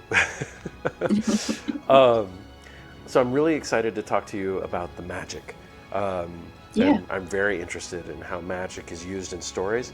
And I love how the magic plays such a big role in the Summit Library. You're already using it to shape your plot and your characters. But how did you conceptualize and design this magic system? Like it, it seems like you have a lot of language that is specific to what magic does, and the descriptions of how our character feels the magic are just really well done, really intricate. And I just wanted to see if I could get you to talk about to talk about how you did that. Yeah, well, thank you. I'm so happy to hear that. I'm having a lot of fun with the magic in the Summit Library, and you're right, it definitely plays a big role. The player uses it after all, so I can't spill too many secrets about the magic yet because, like you said, it is very relevant. It's going to be very relevant. But I will say that when I thought about how it's constructed, I loosely am referring to what coding and programming looks like in the real world, No, like the variables, the sequences, like all that stuff. The magic that the MC uses, the main character in the Summit Library, is really meant to feel. Is meant to be something that you feel physically in your body, but that also has an aspect of it that is very calculated, very kind of like mathematics, like programming. I love So that about it. that's what Yes, I had in mind. there is a little known novel by Barbara Hambly Hmm. that is about a computer programmer from the 80s who gets whisked away into an alternate magical dimension. And the big bad threat is this wizard who wants to program magic like a computer and Oh wow, basically take over the world. And it's one of my favorite. It's one of my favorite fantasy books, but almost nobody's ever read it that I've ever come it across. sounds great. I want to read it. I will link you. I will send you the name of it if you can Yes, find it. please. Thank you. Yeah. Yeah, and that programming, like when you said it, it's like, oh yeah, that clicks. That makes sense. How important are rules or limitations for the magic in your world? Do you have like solid limits that are imposed here? Is it hard to not to get carried away with what magic can do? It's very important to have limits. I think I really wanted to feel like magic is not a fix-all. And though you can see in the game that the limits of the power aren't really known yet through various conversations that you've had, it's also clear that it can take a toll, so hence the core sickness. I really wanted to make clear that power has a price always, even if you don't really know yet what the limits of that power are. You know you're going to pay for it. Yeah, core sickness sounds terrible. I don't know what it is yet, Yeah, obviously, but not yet. I immediately think of our core temperature. But Mm, anyway, and that can mess with everything in your body. So, yeah, absolutely. can you talk about the process or your process when crafting a narrative for a visual novel specifically? Do you consider the process for writing a VN very different than if you were writing, say, a fantasy novel? Well, I've never written a fantasy novel, so I'm not sure if my opinion holds much weight here. It feels like you could though. That's why I asked that question. Oh, thank you. You've never tried. You've never gone that direction and be like, I'm, No, I haven't. I haven't. But I will say for a VN, I start with a story idea. I spend time on the concept for the world and characters. I build on the outline. I start trying to write it all together. And I imagine that visual novels and regular novels are similar in that way because they both require compelling characters, solid world building, interesting story, in my opinion. Though, and not all VNs necessarily use branching options and different routes or endings, but mine does, which means that the player decides how the story goes. And of course, there are main story beats that are always going to happen no matter what you do. But there are a lot of diverging paths that once they join the main one again, they still need to make sense. There's a lot of variables to keep track of because, like, I already mentioned this in chat, but a couple of choices that you make, like things you say to other characters, they'll remember that and they're going to act accordingly later on. Oh no. So yeah. I'm in it with River, I can tell. Or maybe not. I don't know. Who knows? I guess we'll see. Are there any, with regard to those designing branching dialogue? Do you have a favorite or particularly impactful choice that's in the Summit Library that you can share with us, or is it all too early? Well, there's some choices that aren't really important. Like some are just personalized flavor. Like for example, choosing whether you want to eat meat or not, that's not going to change the outcome of the story. Right, okay, that's good. But the majority of choices are ones that I feel are important because they're moments where the player can decide how their main character thinks or behaves, and those choices have an effect on how other characters will feel about that, and or the way the plot progresses. So as for a favorite, that's really hard. I bet. Yeah, these are all your children, essentially, right? Yeah, they are. They are. One scene I really enjoyed writing though was the one where MC and Ayas have a fight. You have 4 options on what to do there, and Ayas will remember what you did. I've already written this, in fact, and it's going to come up later. So I feel bad already that I picked a fight with the guy who loves cats. Yeah, you're in trouble now. Yeah. So I really like these kind of moments because I know that a player's choice is going to influence what other characters will do down the road. Lovely. Lovely. Are there recurring themes or messages that you try to convey through your work? So my goal with the Summit Library was to make a story that feels very grounded in the world it takes place in. The politics of this world have a big impact on the story, and it's very important to me to portray every faction as morally complex. So, not to say that there aren't any bad guys, TM, but I want their motivations to have reasons that matter. And I'm not going to try to excuse any horrible actions, but I wanted 3-dimensional characters because to the bad guys, they are the good guys, you know? So it's all about perspective. None of us are going through our life trying to be the villain, right? Like we all have our... Right, yeah. Of course, yeah. And so you, as the player, you're already getting to choose a little bit. Like there are a couple times where you have the option to just have blind trust, blind faith, and follow whatever the Accords say, or you can share with others that you're actually kind of critical of them as well. Gotcha. So understanding other people's perspectives then might be one of those themes. Yeah. Very good. How do you balance all of this? The world building, the character development, plot progression.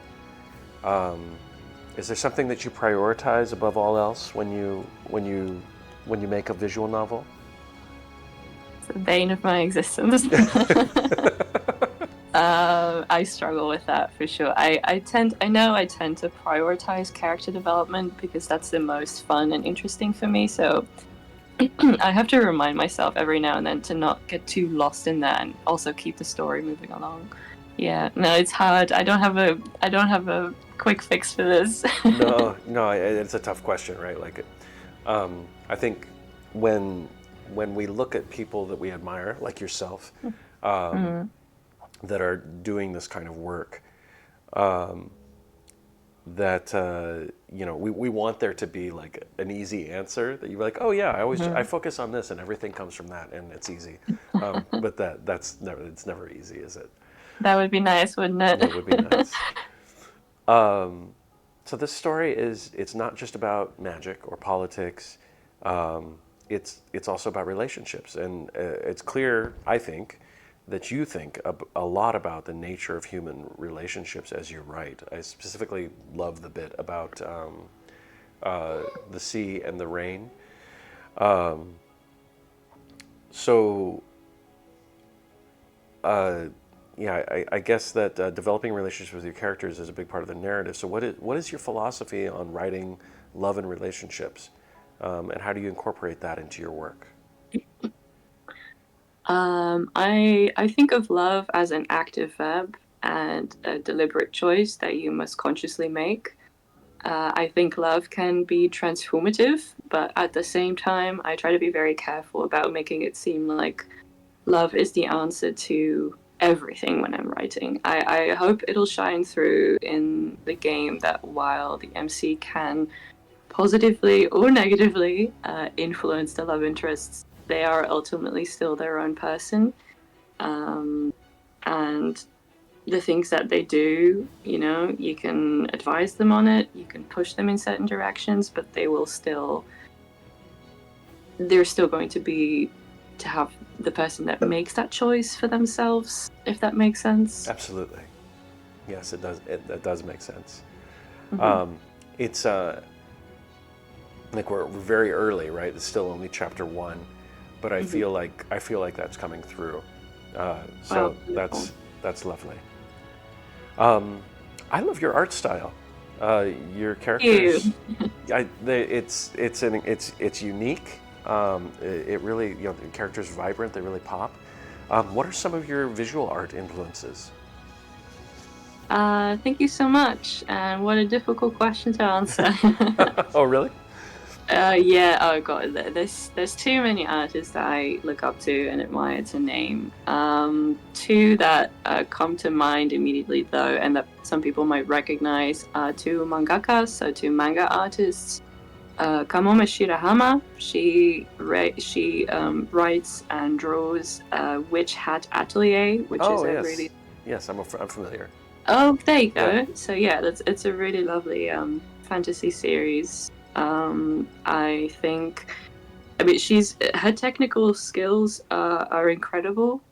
Really, really, really good, and she has a really interesting way of controlling the panel flow. So, like each panel, each drawing that you see on a page, the way she commands that is exceptional.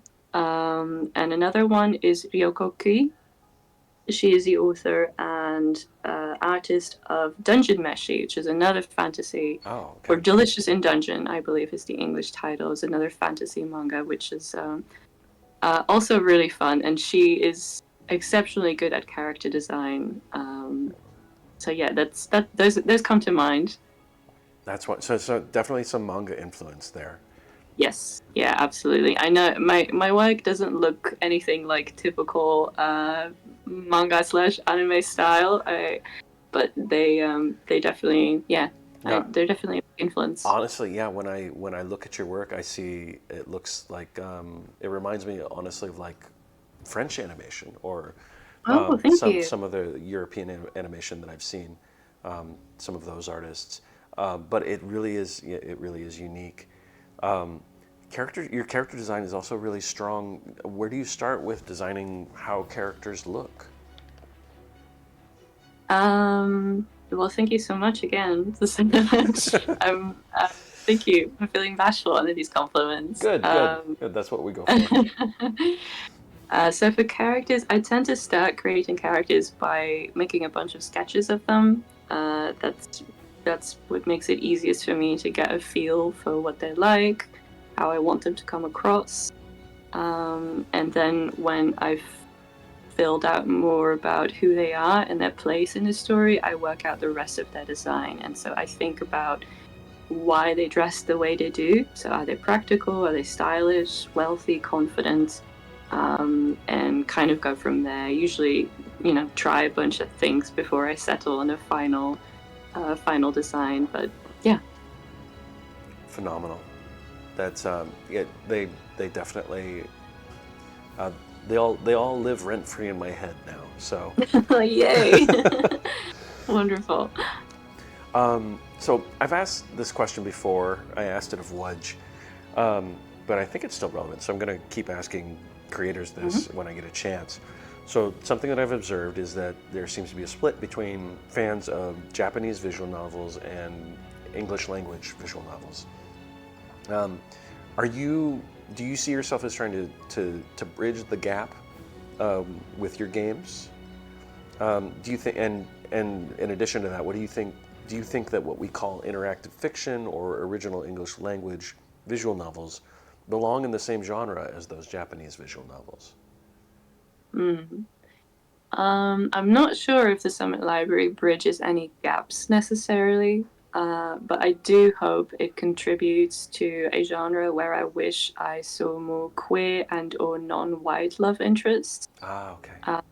I'm very conscious of that when I create my characters. As for sharing a genre, I don't see why not. I think, in my opinion, interactive fiction is kind of an umbrella term. Though I do think it comes with different subcategories. I Yeah. think some games can fit multiple categories. I don't think the term otome necessarily needs to be restricted to games with a female MC and male love interests. But then again, it's also nice to have, for example, something like a category that's a bit more recent and not really as well known yet is called amare, which is kind of like meaning love, Yes. which is much more flexible, I guess. Like kind of like really anything goes. And the both the MCs and lover interests are generally more varied there, I find. And those kind of differences between categories, they can be nice too, because it makes it easier for a dev to find their audience and vice versa as well.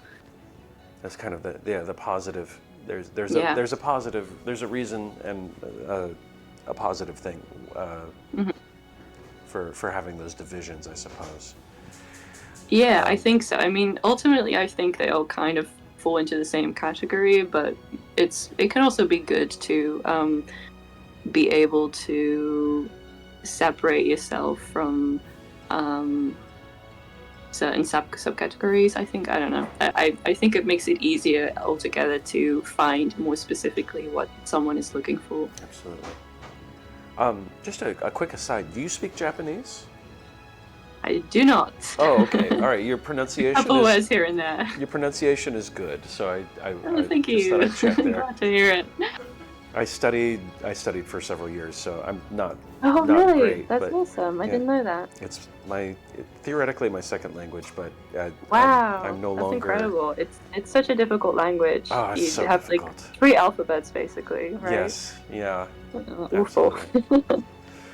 Um, so VNs, they're such a rapidly evolving genre, at least from my perspective. hmm Are there any recent developments that have caught your attention? Is there anything that you're looking forward to, or Ooh. I don't know if I play enough games to notice. you're too busy? You're too busy making the games, right? Exactly. But I have noticed that also mainstream games, I've noticed that more and more games allow for the player to choose their pronouns, and I've noticed that often they include they them now, which makes me very happy to Very see. I happy personally indeed. use Yeah, they them. It's a very small thing, but it can really help. I don't know. I feel like it really adds to a more personal and comfortable gaming experience. So I'm happy about that. absolutely agree. Yeah, it is. It I feel like, well, maybe it's just the circles that I'm kind of running in terms of discovering VNs, but I feel like VNs are kind of on the cusp of those changes. Like Mm, making making games that are more inclusive and more suited to more kinds of people. Right. Yeah. So that's interesting. Um, so how do you approach promoting these games? What do you? It seems like yeah, you put your head down, you do the work, but do you have strategies that you find have been effective in reaching your audience? Do you feel like you're reaching your audience? I guess is maybe a better question. It's not gonna lie, it's really hard. It's really difficult if you're an indie developer, especially on the level that I am currently. It's difficult to find your audience. But there is a couple of things you can do though. For me, consistency is the most important part. So I post a devlog every 2 weeks to let people know I'm still here, I'm still committed. These are the things that I've done these past 2 weeks. And Devlog important. Yes, that makes sense. yeah, exactly. And yeah, game jams can also be really helpful to connect to other people, especially if you're just getting started. Game jams are also a good way to shine a little bit more of a spotlight on your game because more people are going to be checking out the game jam and see your game rather than you just releasing it out into the wild. So that's I can helpful. attest to And that. Like I discovered lots of indie developers through doing like just going through the Spooktober entries. yeah, So yeah, exactly, exactly.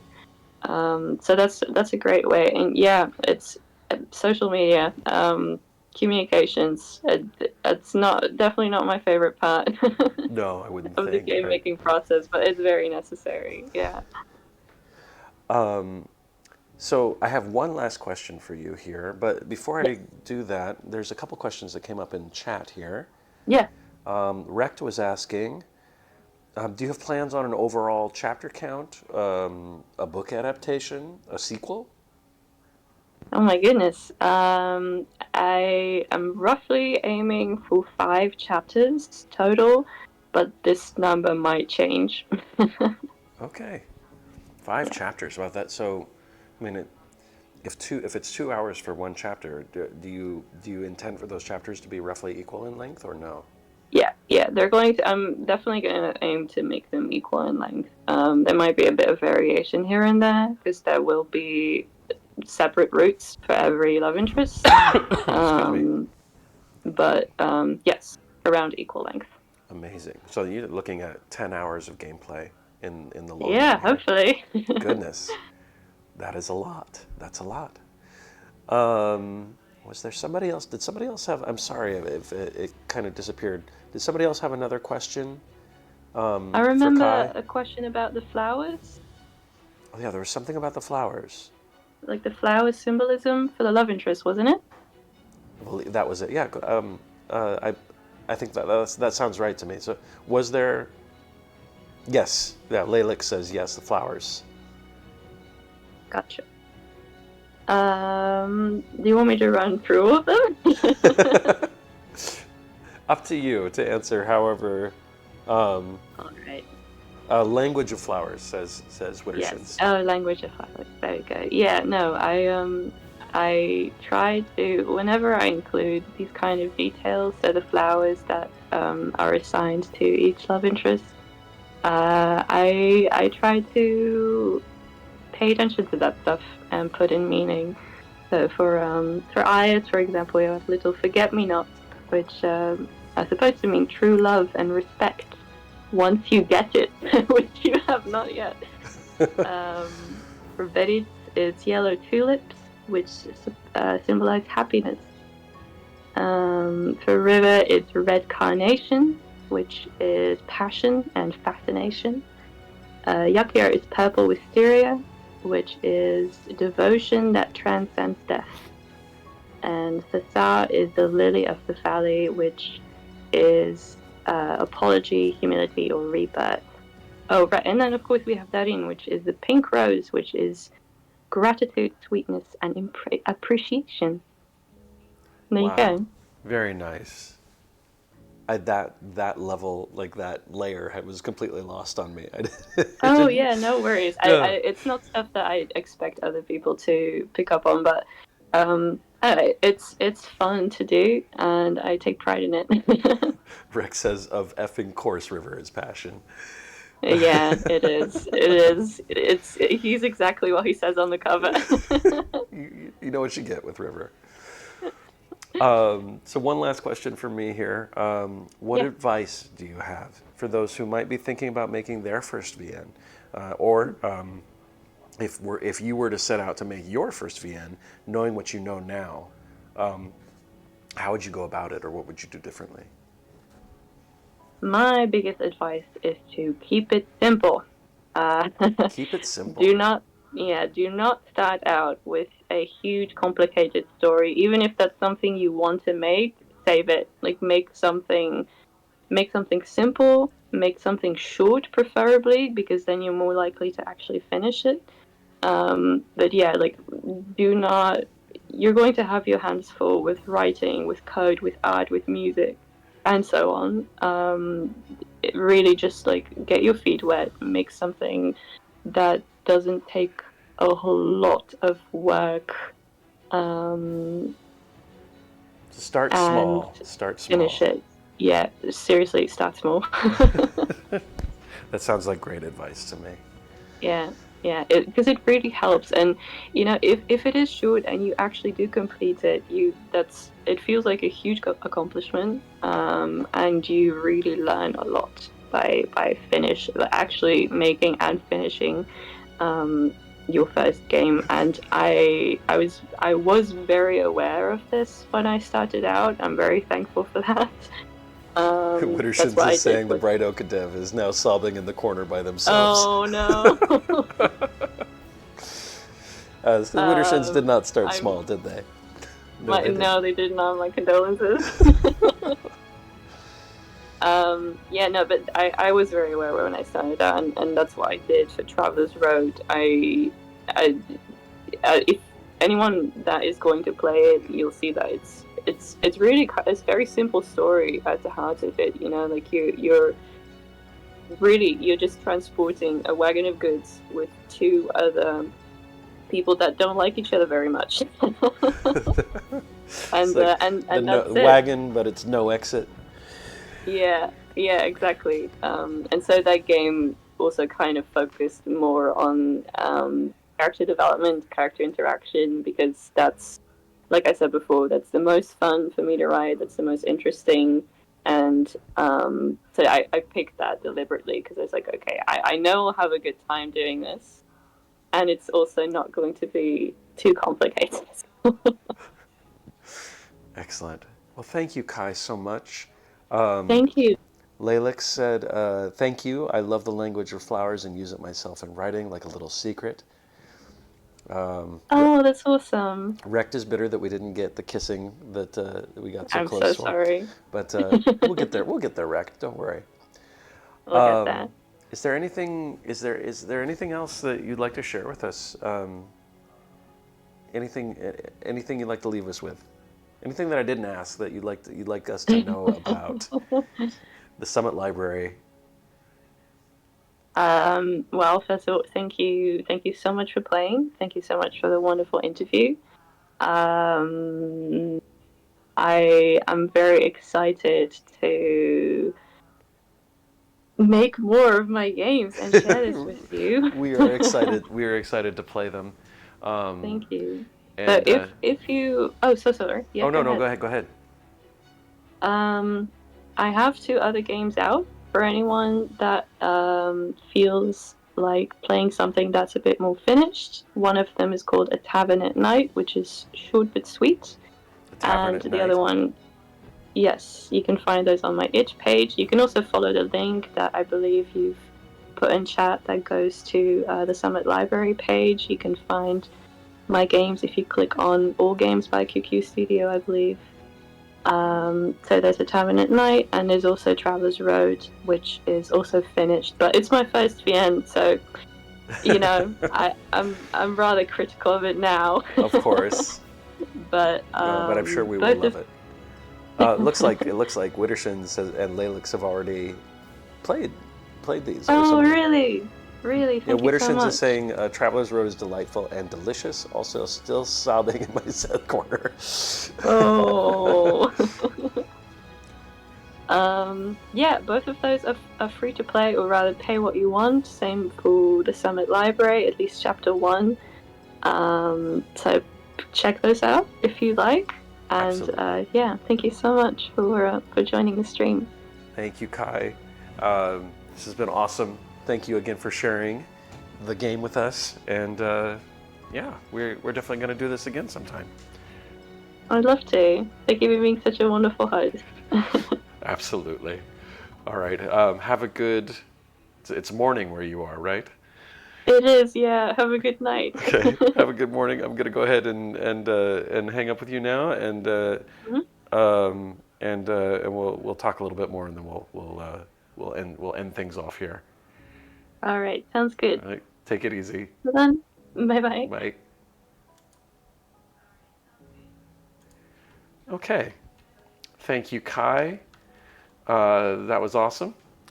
So, just really quick, just want to remind everybody that the link for the Summit Library is up there pinned at the top of the chat. So if you'd like to download and give it a play, Rect, if you want to try and get some guy kissing in, you might be able to do it. I don't know. And Kai's game this will also be on Steam, and you can wishlist it there, and that really helps them with the algorithm and getting traction for their games. So if you guys have Steam and you wishlist things, please go find the Summit Library, put it on your wish list. That helps a lot. As Wittershins is pointing out, most of Kai's games are free. There is a pay what you will option, but they are technically free. So please support Kai. They are a wonderful creator, and they're doing so much. They're giving so much and putting so much of themselves into these games. And what I'm learning about VNs. Oh, Lalek says, which it's free is it's practically a crime, isn't it? It is. It is. Yeah. No.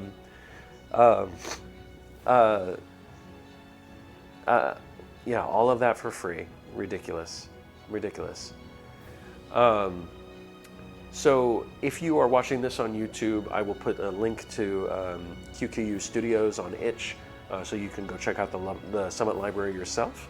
And we want to do this again. So if anybody in the chat has ideas, Lalek says, take my money. Anybody in the chat has ideas for other creators of visual novels that you would like to see here, we can reach out to them. We can do this again. I think we should continue to do this and make it a thing. So let me know, and you can tell me in the Discord, and I can reach out to that person and see if we can get permission to stream their work and maybe have them come talk to us. That would be great. Thank you, everyone who tuned in today. Really appreciate the support. This has been a lot of fun for me. So thank you, Lalux and Wittershins and Rect and Gene Machine, Tears, all you guys. Sujaz for the raid, out of nowhere with a raid. And of course, Kai for coming in as well. So yeah, I'm going to see, my raid button is gone. If there's anybody I can raid out to. Thank you, Kai. I'm just going to check the live channels that I have over here. If you guys want to keep watching somebody, usually, yeah, Maddie is on. Fantastic. So Maddie is playing Nier Automata right now. So I'm going to go ahead and raid out to Maddie. Maddie is a wonderful streamer. She plays all different kinds of games, but she does incredible voices and does a really good job of keeping you entertained. See if I can remember her username. All right. Yep, I'm just yeeting you guys.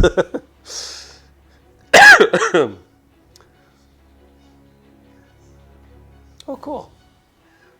Thanks for the shouting out Kai Rect. That was a good idea.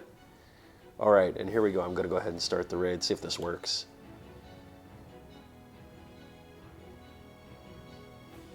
How dare the nerve. Throwing us away like trash. Let's see if it worked. Ah, there we go. Thanks, everybody. Have a good night.